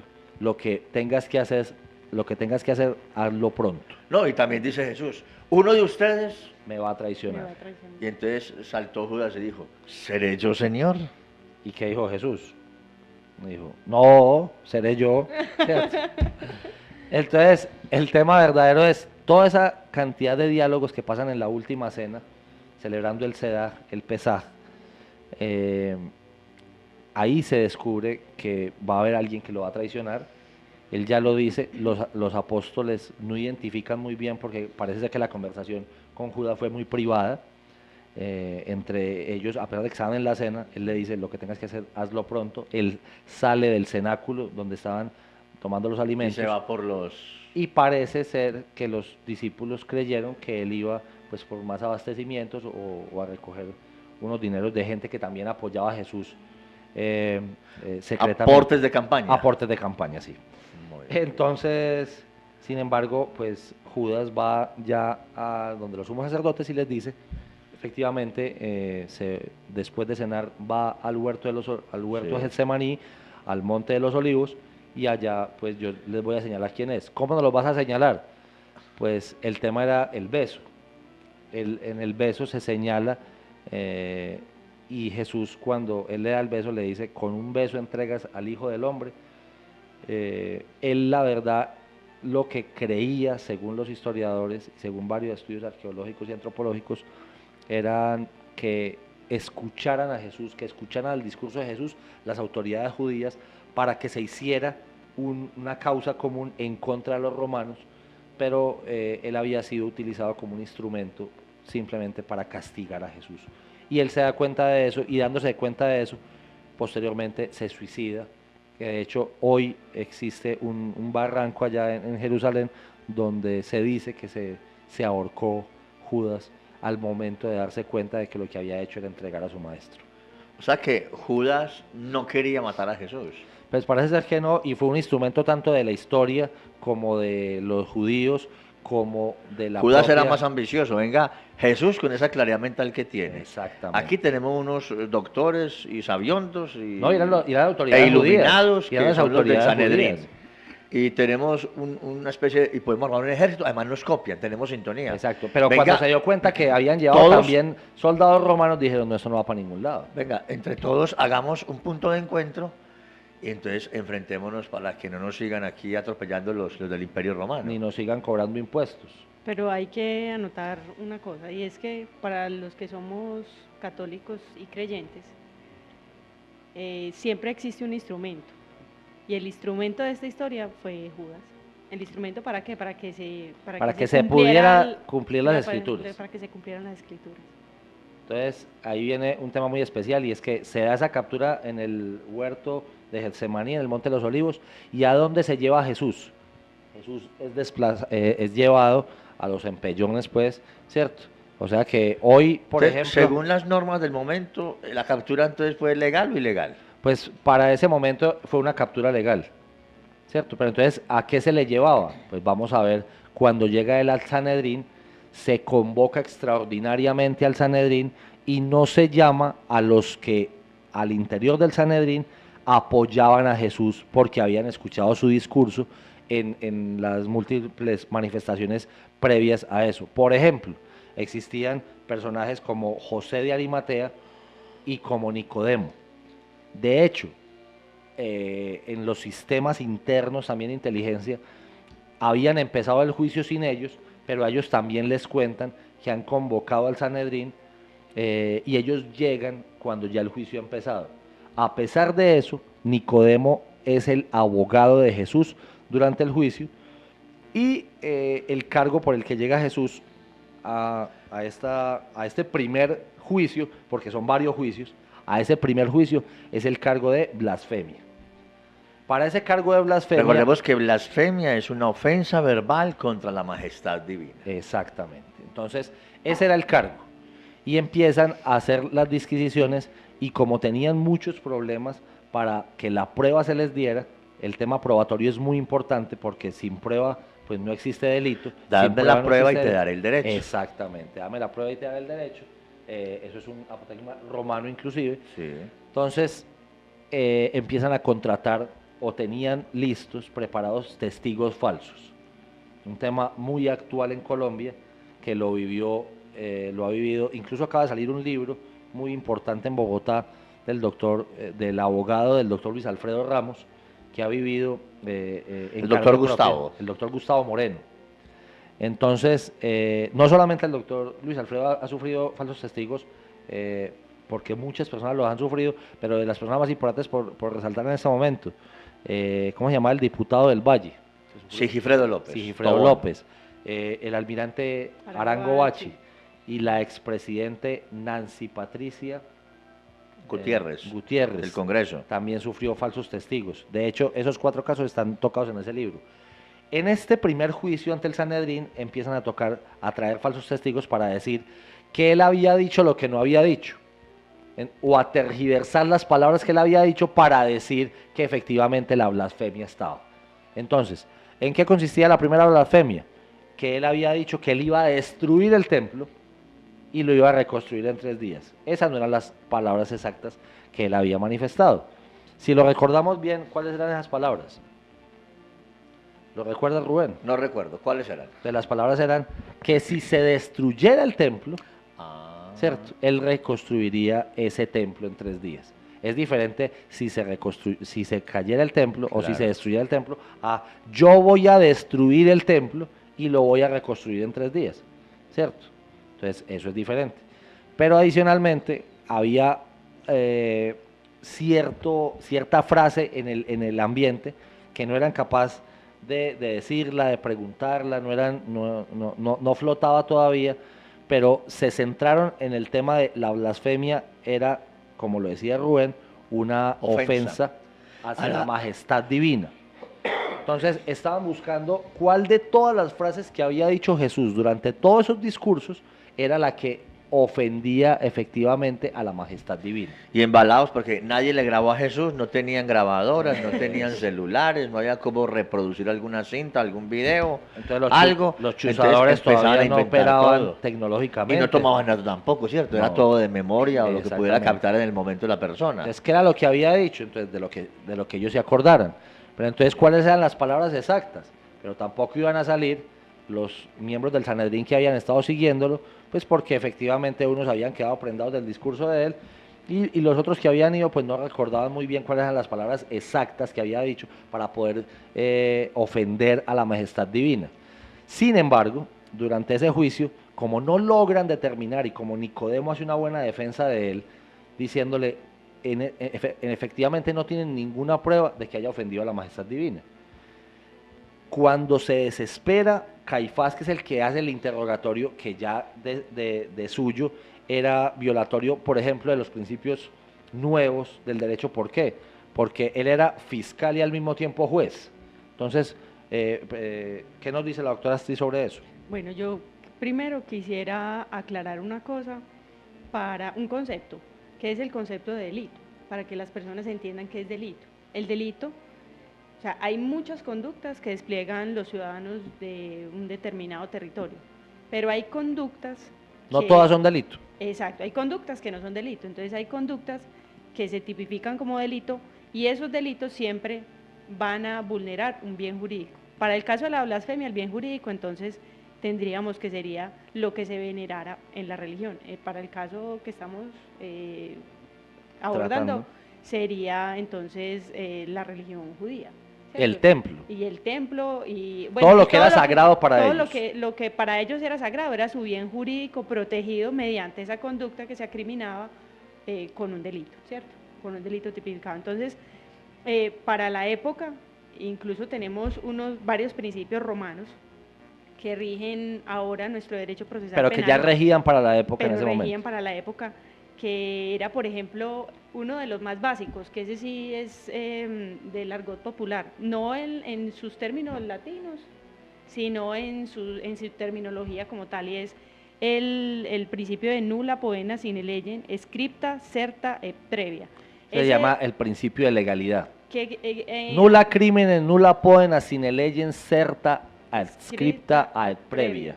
O sea, no existe delito, ni existirá pena, por supuesto, porque donde no hay pena, donde no hay delito, pues no hay pena, sin que exista una norma que acrimine esa conducta de manera previa, de manera escrita y publicitada, o sea, que todo el mundo conozca ese escrito donde está efectivamente esa acriminación. Y para este caso, pues el delito, aunque sí estaba previo, ¿cierto? Lo habían configurado mal, porque pero entonces, digamos una cosa, efectivamente, porque ahí viene la discusión de lo que hablamos ayer con Rubén, efectivamente hay gente que dice que a Jesús lo juzgaron bien en los términos de la época. Entonces, una cosa es que el delito existiera y otra cosa es que el delito sí le aplicara a Jesús. Entonces, el delito sí existía, la blasfemia existía, ¿cierto? Dentro del ordenamiento jurídico, judío o hebreo. Y esa blasfemia entonces, esa blasfemia tenía una sanción. Para ellos la sanción era muerte por lapidación. Lapidación, expliquémosle qué es a la gente qué es la lapidación. La lapidación hay incluso un pasaje en la Biblia. Claro, pero porque eso era otro delito que solamente cometían las mujeres, tristemente para la época, que también tenía la misma sanción de lapidación, era el adulterio. El adulterio y la blasfemia tenían la misma sanción, era muerte por lapidación. Y lapidación era que una comunidad cogiera piedras, así literalmente, y se las lanzara a la persona a la que estaban sancionando hasta que muriera a pedradas. No, de hecho la lapidación sí, todavía hay algunos estados en el lejano oriente donde todavía se practica la lapidación y está autorizada. Donde el derecho y la moral no se distinguen, exactamente, como en los occidentales. Entonces, eso es importante entenderlo porque como los judíos en ese momento estaban bajo el imperio romano, ellos no podían aplicar esa sanción. En ese momento estaban suspendidas todas las sanciones donde los judíos dieran muerte a los propios judíos, pero porque tenían a Roma como imperio ahí. Y Roma había prohibido todo tipo de sanción de muerte por lapidación o por cualquier otro método. Entonces, eso es importante aclararlo. Significaría que si Jesús hubiera cometido la blasfemia y no hubieran estado dominados por el imperio romano, entonces a Jesús lo hubieran declarado culpable de blasfemia y lo hubieran asesinado a piedra. Eso es importante aclarar, por lapidación. Pero entonces ahí tenían varios problemas, porque uno, aunque el delito existía, los testimonios eran falsos, ¿cierto? Entonces, como los testimonios eran falsos, los testigos eran falsos, el medio de prueba como tal es el testimonio, o sea, lo que la gente declara. Eso es lo que porque hay varios tipos de pruebas, ¿cierto? Hay pruebas documentales, hay pruebas testimoniales, hay pruebas periciales, pero en este caso específico la prueba era testimonial. Y en el derecho penal como tal, la prueba reina siempre es la prueba testimonial. Entonces, que ha caído mucho en desuso, por ejemplo, por el tema de los cárteles de falsos testigos que se está viviendo en este momento, e impulsados por la Fiscalía General de la Nación, debo decirlo, que es lo triste, porque falsos testigos siempre han existido, pero que sean impulsados por el propio Estado, por la propia Fiscalía, es un tema supremamente delicado. Adicionalmente a ese principio de legalidad del que hablamos, Romano, subyace otro principio, que es el principio de la favorabilidad, que también existía para la época, como el indubio pro reo. En caso de alguna duda, con respecto a la comisión del delito, a favor del acusado. Del acusado. Y en este caso, si mediante los testimonios no había sido absolutamente claridad sobre si había o no había blasfemia, pues tenían que haberlo declarado inocente, en ese primer juicio ante el Sanedrín. Exacto. Y habiéndolo declarado culpable de ese delito, igual no le podían imponer esa sanción. Entonces la sanción quedaba inocua. Quedaba inocua todo lo que habían armado, igual no les iba a servir para nada con la blasfemia. Pero Caifás... Pero adicionalmente, ¿por qué? Porque la blasfemia, para los romanos, hablemos en términos muy coloquiales, la blasfemia era una bobada para los romanos. Ellos decían, pues hombre, sí, atentó contra su divinidad, sí, pero es que esa divinidad no es la mía. Entonces, ajá. De hecho, en el derecho romano, pues la blasfemia no era tratada como un delito grave, aunque para los judíos sí. Y debemos hacer otra aclaración. Los romanos respetaron mucho los ritos y las costumbres de los judíos. Y las creencias. Sí, pero no podían permitir tampoco que la simple blasfemia que atacaba a las divinidades judías, pues por eso se le diera muerte a un ciudadano que pagaba impuestos. A Roma le dolían eran los impuestos, ¿cierto? Claro. Entonces me va a matar uno que me pague impuestos, que me produce impuestos. O una bobada. O una bobada, no. Porque se cree más Coca-Cola que el otro. Déjelo que crea Coca-Cola, ¿cierto? Sí, Ese era el primer problema que tenían ellos. Entonces, aquí en todo este tema del latinazo, que ustedes dos muy bien, los felicito, lo metieron ahorita. Recordemos, el otro latinazo es el muy más conocido de todos. Dura la ley, pero es la ley. Y hay otro que es el desconocimiento de la ley, no es óbice para que no sea sancionada la persona que incurre en algún delito. Porque aunque tú lo dijiste ahorita muy bien en el tema de que debe publicarse y que la gente lo sepa, pues hay mucho despistadito por ahí que Claro. no lo ha leído. Se da cuenta de qué está pasando. Pero ese no era precisamente Jesús, porque Exactamente. él se volvía peligroso precisamente porque conocía demasiado bien las Escrituras, ¿cierto? Entonces ese era el problema que tenían, porque él se iba a defender muy bien. Mejor dicho, es como si hoy se llevaran a juzgar penalmente al doctor Fernando Londoño Hoyos. Van a tener un problemita con la defensa. ¿Por es qué? Que la libertad de expresión ahí lo cubre a él, él está inmaculado ahí. No, pero con no ese solo escudo. eso. Imagínese que no lo haga como periodista. Imagínese que sabe mucho, que se defienda como abogado. Muy preparado. Van a tener un problema. Más preparado que un cumis. Sí, señor. Muchas gracias. Allá está Rubén, allá está Checho, toteado de la risa escuchándonos. Saludo especial para Checho, nuestro control master. Un saludo muy especial también al doctor Federico Guerra, agradeciéndole a Andrés Guerra Hoyos, a Rubén, agradeciéndole a Juan Eliseo Montoya, que estuvo allá con nosotros y nos dio tanta claridad. Y pues a la doctora Astrid. O sea, doctora Astrid, que el reto todavía es mucho más duro para quienes quieren coger a Jesús y aplicarle la pena de muerte, porque hasta ahora no hay por dónde meterse. No tenían cómo. La blasfemia no les iba a dar para eliminarlo. Perfecto. O sea, para ellos... La blasfemia de lo que había ya dicho en los discursos anteriores. Lo que pasa es que pasa un evento muy especial. Y el hombre él se regala en pleno juicio. Les regala la prueba. Eso también pasa. ¿Qué significa? No fueron capaces de condenarlo por blasfemia, pero él dice, vea, no van a ser capaces de condenarme, yo me les regalo pues. ¿Por qué? Porque Caifás ante el desespero dice, vea, no quiero más vueltas, no vamos a darle más vueltas al asunto. Y ya era muy tarde además. Ya estaba muy tarde. Era la 1:30 de la mañana cuando eso, ya era Viernes Santo. Sí, claro. Y ellos los iba a coger, la fiesta de Pascua y ellos haciendo un juicio clandestino. Entonces, estaban cansados, no habían sido capaces de probarle la blasfemia. Entonces, a hurtadillas que llaman. Exactamente. Entonces le dicen... ¿Cierto, doctora? Sí. Entonces le dicen, vea, ya, me desesperé, dice Caifás. Y dice... ¿Caifás? ¿Quién era Caifás? Caifás, el jefe del Sanedrín. Muy bien. Acuérdese. Entonces, le dice, ¿usted es o no es el rey de los judíos? Lo carea. Lo carea. Y cuando lo carea, Jesús efectivamente le dice de frente, sí, Tú lo has soy dicho. yo soy el rey de los judíos y verás al Hijo del Hombre venir entre nubes. O sea, les regaló la prueba y lo bravió. ¿Sí me entiende? Entonces, cuando él dice eso, ¿qué hace Caifás? En muestra de dolor y de indignación, se rasga las vestiduras y les dice, no necesitamos más testigos. La prueba la acaba de dar ante el Sanedrín, ante este recinto sagrado de los ancianos más sabios de Israel, Sí. acaba de decir que él es el Hijo de Dios. Pero ahí te viene una figura, autoincriminarse. Claro.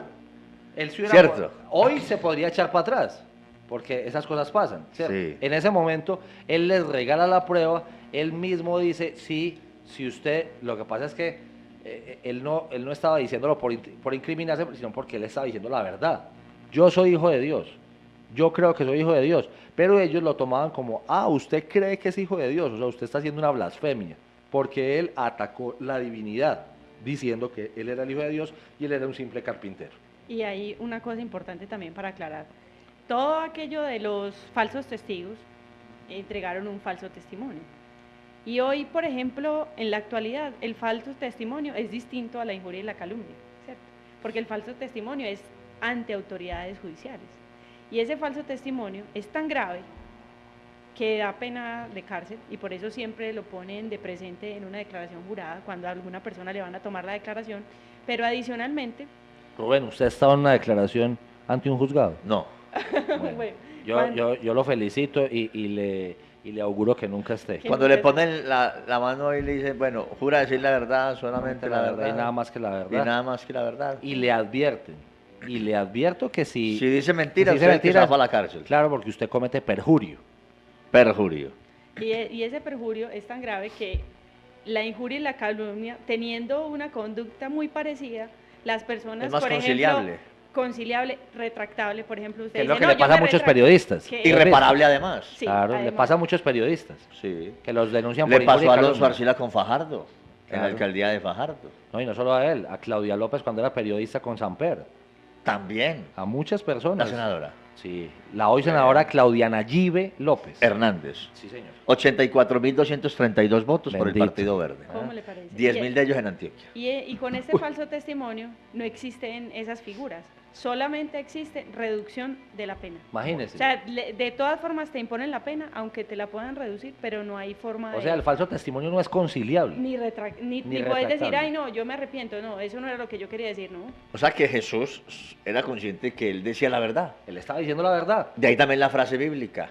Solo la verdad nos hará libres. Claro que sí. Ahí se aferró Dios de esa frase. Entonces, imagínese. Hoy Pues, Libardo Álvarez, candidato a la alcaldía de Medellín por el Partido Liberal, dice, los políticos en Antioquia han hecho de la mentira una cultura. pero debería decir, hemos hecho. Por También eso, es político, ¿sí? incluido, claro que sí. Por eso él dice, vamos a rescatar el valor de la palabra y el valor de la verdad para que esto trate de cambiar. Ojalá, muy bueno sería para nuestros hijos Muy que bien. vienen.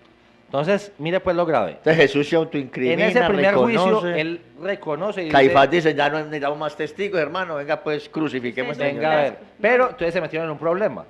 Porque dijeron, listo, ahora sí lo va a clavar por blasfemia. Pero como no lo puedo sancionar. ¿Y qué dijo el defensor Nicodemo? ¿Era el defensor? Nicodemo, Desvirtuó. ante eso, pero ante eso Se ya entregó. No, ya no tenía nada que decir. ¿Cierto? Ah. Ahí se allanó y dijo, hombre, pero es que ¿cómo me vas a decir eso? Se me tiró toda la defensa. ¿Cierto? Sí. Que eso le pasa muchas veces a uno. Cuando usted está defendiendo a una persona en un juzgado, pero esa persona no le contó toda la verdad a usted, usted termina diciendo algo y a él lo sientan en el estrado y él termina diciendo otra cosa y usted dice, pero si me hubiera contado eso, yo ni siquiera lo hubiera defendido. Por ejemplo. Entonces, en ese momento se terminan las defensas, se termina el juicio en el Sanedrín, él termina siendo culpable, pero quedaba el problema. No hay sanción. ¿Cómo lo vamos a sancionar? Ya estamos llegando a las 2 de la madrugada ya del Viernes Sí. Santo y Y nada. Está condenado, pero y encartados. nada. Cierto, encartados con ese señor. Entonces, ¿qué dicen? La única persona que nos puede quitar a este señor del panorama son los romanos. ¿Cierto? Entonces, vámonos para donde Poncio Pilato. Pero Poncio Pilato a esa hora pues estaba dormido, ¿cierto? Les toca dejar a Jesús en la cárcel mientras tanto, que es la figura retórica que se hace con los monumentos que visita todo el mundo en Semana Santa. Sí, sí. ¿Cierto? Los monumentos son la cárcel de Jesús. Sí. Entonces, mientras esa noche, donde ya está condenado, pero hay que llevarlo donde el pretor romano para que él tome una decisión con respecto a eso, también tienen que ir maquinando y pensando, pero ¿qué delito nos vamos a inventar que efectivamente le importe a Roma? Porque la blasfemia a Roma no le importa, no le va a importar. Entonces ellos empiezan a maquinar, como buenos judíos, los judíos son supremamente inteligentes, Claro. y más los que eran estudiados eran supremamente inteligentes, entonces ellos empiezan a decir, ¿con qué delito le vamos a llegar a Poncio Pilato? Además, porque cuando a Jesús le mandan la cascarita en uno de los famosos discursos que él tiene y le preguntan, bueno, entonces ¿pagamos o no pagamos impuestos? Claro. Y dice Jesús, hermano, pues, vea, sí. esa moneda, ¿qué cara tiene? Ah, tiene la cara del César, listo. Entonces, vea, al César lo que es del César. Y a Dios. Y a Dios lo que es de Dios. O sea, que ahí se le salió inteligentemente, Pero- por ahí no lo pudieron agarrar. Supuestamente. Pero efectivamente esa es una de las frases que... van Otra a- tergiversación para... Otra tergiversación que Como van- la del templo que no destruyó. Exactamente, que van a llevar ante Roma porque ahí sí le dolía Claro. a Roma. A Roma sí le duele el bolsillo y sí le duele el que se va a sublevar. Entonces, ¿qué empezaron a decirle? Tenemos que convencer al pretor romano de que este señor no solamente es blasfemo, que el blasfemo es para nosotros muy grave, pero para él no. Es sedicioso, incita a la rebelión e incita a la sublevación. Ujú. Eso es lo que se tienen que inventar. ¿Y cómo le incita? Diciendo que no se le pague impuestos a Roma, que eso era efectivamente una mentira de lo que le había dicho. Pero eso, con esa carga y con esos cargos es que se van donde, donde el pretor romano a decirle, hágame el favor y lo condena por esto. Pero cuando llegan con Jesús ya en la mañana del viernes, donde Poncio Pilatos, Ya amaneció. ya amaneció, llegan donde Pilato y le dicen, véalo. Y él se quiere entrevistar con él. Pero adicionalmente, Poncio era el gobernador de la gobernador época. de Judea, sí señor. El gobernador. Enviado por Tiberio. Eh, Pero entonces pasa una cosa. Poncio se quiere quitar el problema de encima primero. ¿Por qué se quiere quitar el problema de encima primero? Pues porque ese pueblo es muy belicoso, él no confiaba del todo en ese Sanedrín, porque él decía, son mañosos, son llenos de mitos y llenos de situaciones en la cabeza. Entonces, ¿qué hace Poncio Pilato para quitarse el primer problema? Doctora Astrid. Bueno, primero también hay que aclarar que si ya habían juzgado a Jesús por un delito, que era la blasfemia, usted con esas mismas conductas de la blasfemia no lo podía venir a condenar por sedición. Porque hay un principio que se llama El non bis in idem, que también es non romano. bis in idem. O sea, usted no lo pueden juzgar dos veces por la misma causa. Desde la época. Desde la época ya existía. Perfecto. Y a hoy, por ejemplo, en la actualidad existe ese principio en un artículo del Código Penal que es el principio de doble incriminación, que ese es más conocido, ¿cierto? Que por una misma conducta no te pueden condenar dos veces. Entonces ahí existía la doble incriminación. Además también existe hoy en día el delito de sedición, pero el delito de sedición existe como delitos contra el régimen constitucional. Y es un Entonces, ¿qué delito decían? político. Es un delito político, exactamente. Como Y- la asonada, como la rebelión.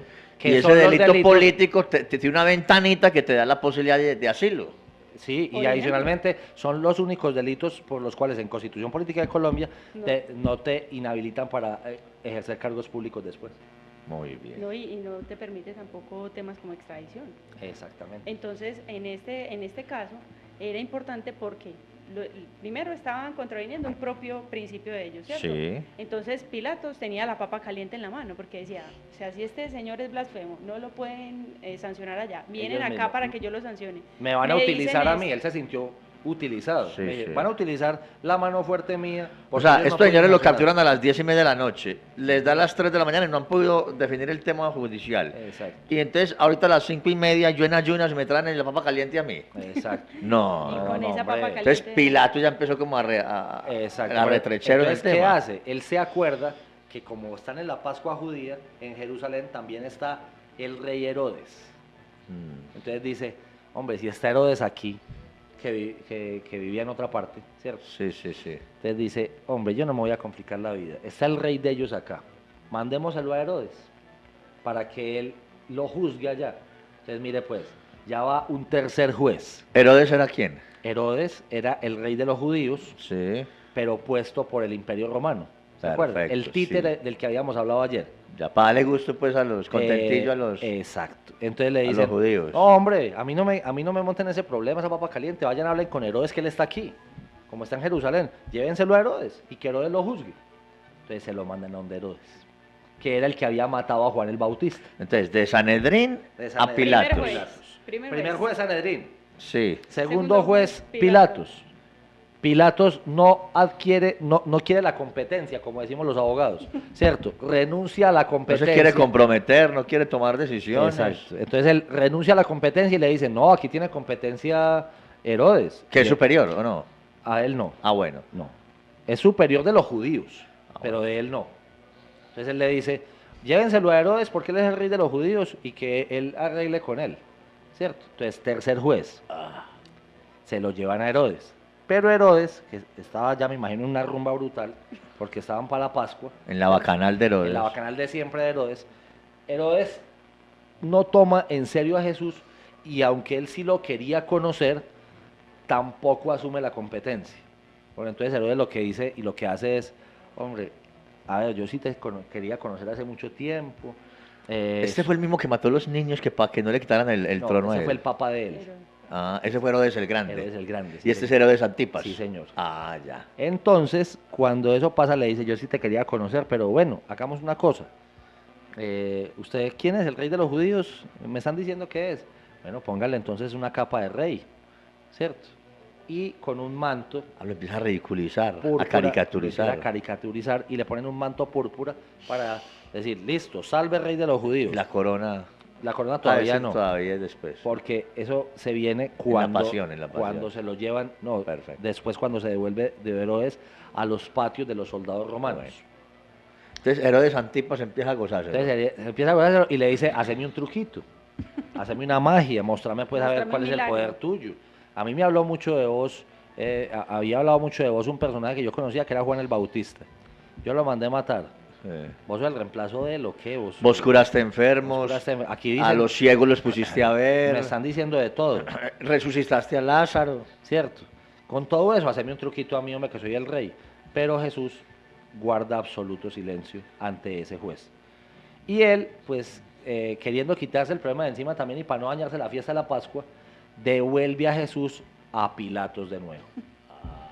Como Pilatos no lo puede recibir en ese momento, o están todavía, mientras lo tienen, ya llega con todo el rumor de rey de judíos, llega con el manto púrpura y llega a los patios de los romanos. Ordena Pilatos para a ver si se podía quitar el problema de encima, ordena azotarlo.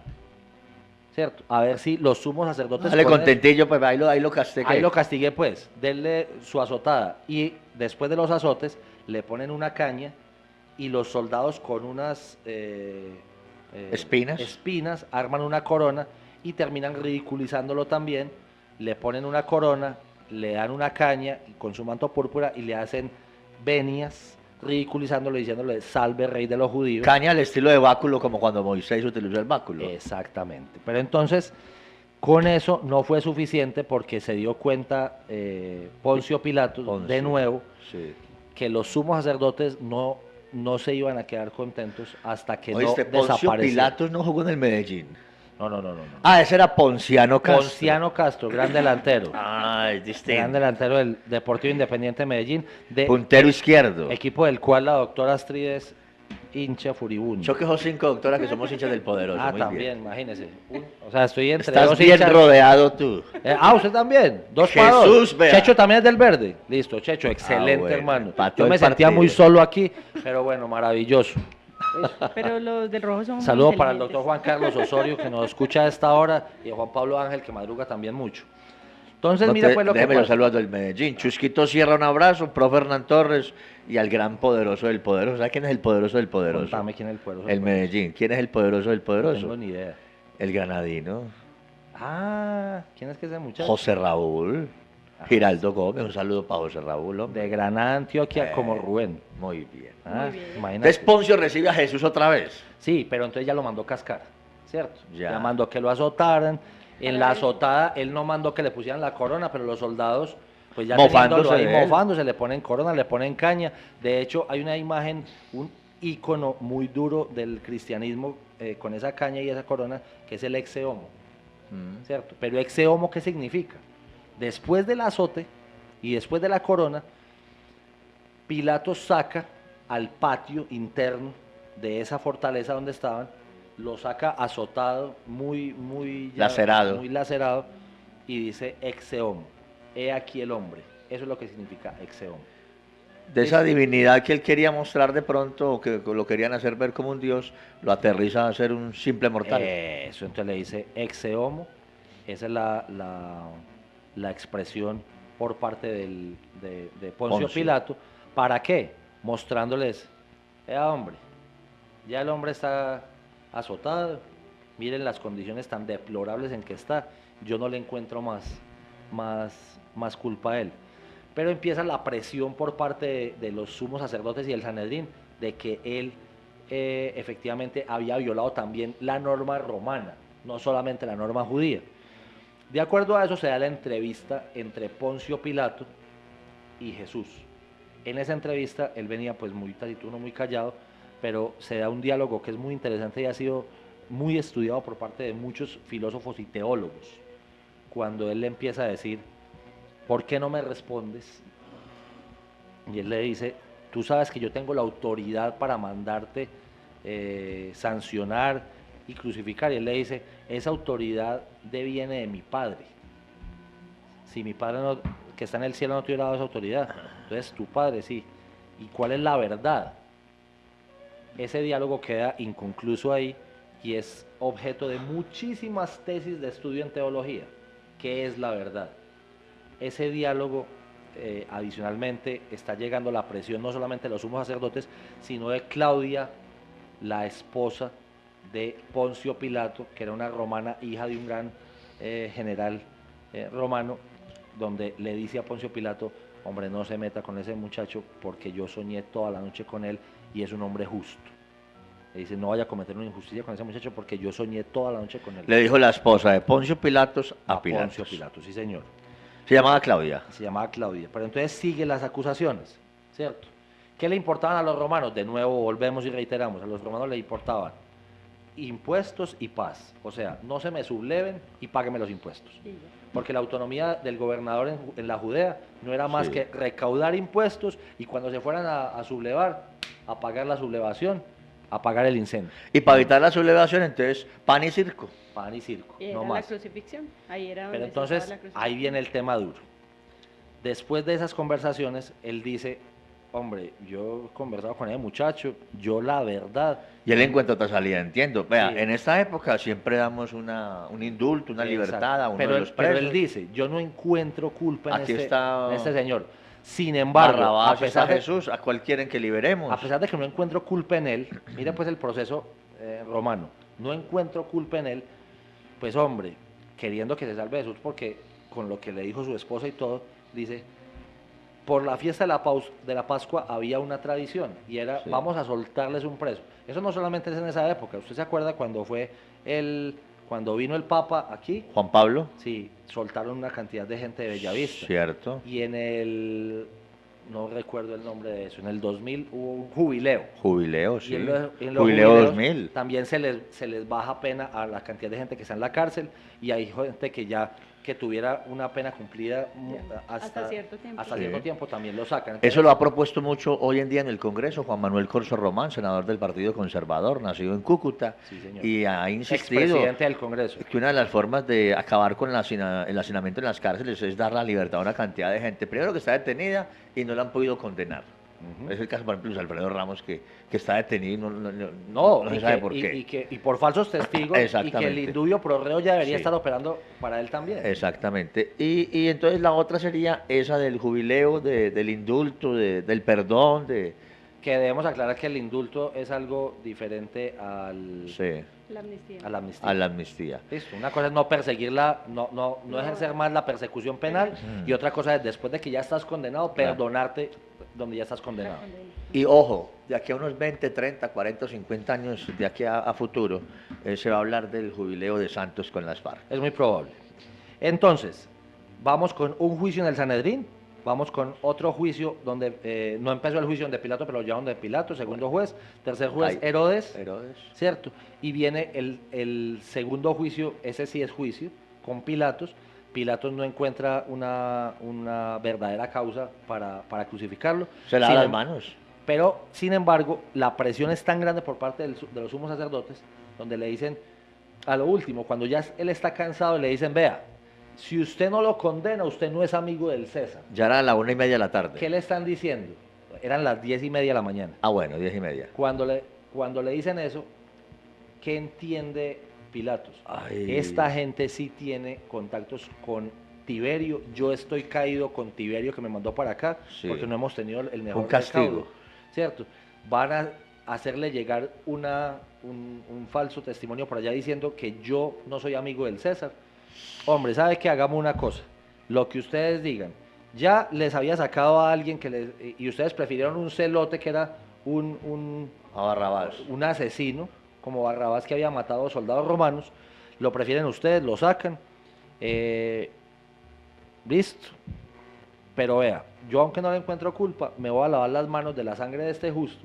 Hagan lo que quieran, pero ellos lo presionan para decirle, no, es que necesitamos que usted nos diga que sí autoriza la crucifixión, porque nadie más podía autorizar crucifixión. Claro. Viene un tema muy complejo jurídicamente. Nunca se configura un delito en contra de Roma. Y a pesar de nunca configurar el delito en contra de Roma, le imponen una sanción romana. Entonces es más injusto aún. Por eso es el indebido proceso al cual nos referíamos inicialmente. ¿Por qué? Porque lo sancionan, le imponen una consecuencia jurídica que solamente estaba vertida en la normatividad romana, a pesar de que nunca fue capaz de comprobársele un delito de la normatividad romana. Incluso desde el punto de vista riguroso jurídico podríamos decir que no hubo una legalización de captura en su momento. Nunca. Y así el No, y no señor... hubo debido proceso tampoco. Ni debido proceso. Y así, ¿quién fue el abogado defensor de Jesús allá? Nicodemo. Nicodemo, así Nicodemo hubiera fungido como defensor, abogado oficio. defensor de oficio. Tampoco en la época existía ni personería, ni Defensoría procuraduría, del pueblo. ni defensoría del pueblo, ni derechos humanos. Ni segunda instancia. No existían todavía para la época. Pero entonces, esa crucifixión, para terminar, vamos a explicar en qué consistía la crucifixión jurídicamente, ¿cierto? ¿La pena máxima o qué? prácticamente, era la pena máxima. ¿Para qué existía la sanción de la crucifixión? Solamente para esos delitos de sedición, rebelión o sublevación. ¿Cuál era el objetivo de la crucifixión? El objetivo era un mensaje intrínseco. Escarmiento público. Exactamente. Era Vea lo que les decirles, pasa si ustedes no cumplen la... Vea. era decirle, tranquilos, calmaditos, porque miren, ni siquiera se atrevan a pensarlo, no se atrevan a sublevarse, porque el que se subleve, el que haga sedición, el que alborote el pueblo en contra del imperio romano, miren lo que les va a pasar. Y por eso mismo era que en la cruz ponían un cartel arriba de a quien estaban crucificando, mostrando por qué estaba siendo crucificado. Que en el caso de Jesús es donde ponen el INRI, ¿cierto? Ve, yo creí que INRI era una marca de electrodomésticos de la época que estaba patrocinando la escena. Sí, hay muchos que creen lo que dijimos ayer. ¿Qué? Lo de Jesús Enrique, por eso lo habían puesto, ¿cierto? Entonces, Jesús Nazarenus Rex Judeus, Jesús Nazareno, rey de los judíos, que de hecho le critican a Pilato y le dicen, no ponga el cartel así, póngalo Jesús Nazareno, el que se creía rey de los judíos, y ahí dice otra frase lapidaria de Pilatos y es, lo escrito, escrito está. Yo no voy a modificar el cartel, por eso queda Jesús Nazareno, rey de los judíos. Ese mensaje que mandaba al pueblo Roma era muy importante, pero entonces no era compatible el cartel con la sanción, porque si no había un delito romano, ¿cómo es posible que le ponían, entonces todo el que se crea rey de los judíos, ustedes lo van a crucificar? O sea que eso también es un delito para Roma. Entonces por eso es la historia más desgarradora, más injusta, más llena de irregularidades en la historia de la humanidad, y por eso se convirtió en el ícono que partió la historia de la humanidad en dos, porque disentir se convertiría en el símbolo de esa situación en público. También cuentan que cuando muere Jesús se rasga el templo, el velo del templo, Sí. y muchos de los que lo habían acusado, inclusive Y se oscurece romanos, todo, se oscureció, tiembla la tierra. tembló la tierra, siendo el mediodía, la hora terca, dicen ellos. Sí. 3 de la tarde. A las 3 de la tarde. A las 3 de la tarde muere, pero Sí. es crucificado desde las 12 del día. Sí. ¿Cierto? Entonces es muy duro porque lo que él había hecho era un acto de negación simbólica y profética, por eso lo arrestan, y cuando él cita a Jeremías, dice, cuando cita a los profetas es que se preocupan esos sumos sacerdotes. Para terminar, entonces, muy agradecido con la emisora O Ondas sea, que de la tú crees Montaña. que fue violado todo el proceso. Todos los En internet hay gente que cree que no, que todo- Jesús tuvo un debido proceso y que muy bueno que lo clavaron. todos los principios, todas las normas, inclusive las normas De la romanas, época. las normas judías, sus propios protocolos, la propia ley mosaica, la violaron ellos mismos con tal de crucificar a Jesús. Muchísimas gracias a Ondas de la Montaña por esta oportunidad, este especial de Viernes Santo. Muchísimas gracias a Checho en el Control Master. Muchísimas gracias al doctor Federico Hoyos, a todos quienes nos escucharon. Una feliz Semana Santa para todos, un feliz descanso. Muchísimas gracias, Rubén. Una conclusión muy rápida. No, conclusión es que sigamos estudiando. Excelente, para que sigamos haciendo unos especiales Sí. desde el punto de vista académico. Doctora Astrid, conclusión. Conclusión, esto lo tenemos que seguir estudiando, como dice Rubén, y espero que dentro de un año tengamos un tema relacionado con esto y de pronto hasta más apasionante. El tema es apasionante. Dios los bendiga. Una feliz Semana Santa, felices Pascuas para todos. Gloria a Dios. Shalom. Amén. Amén.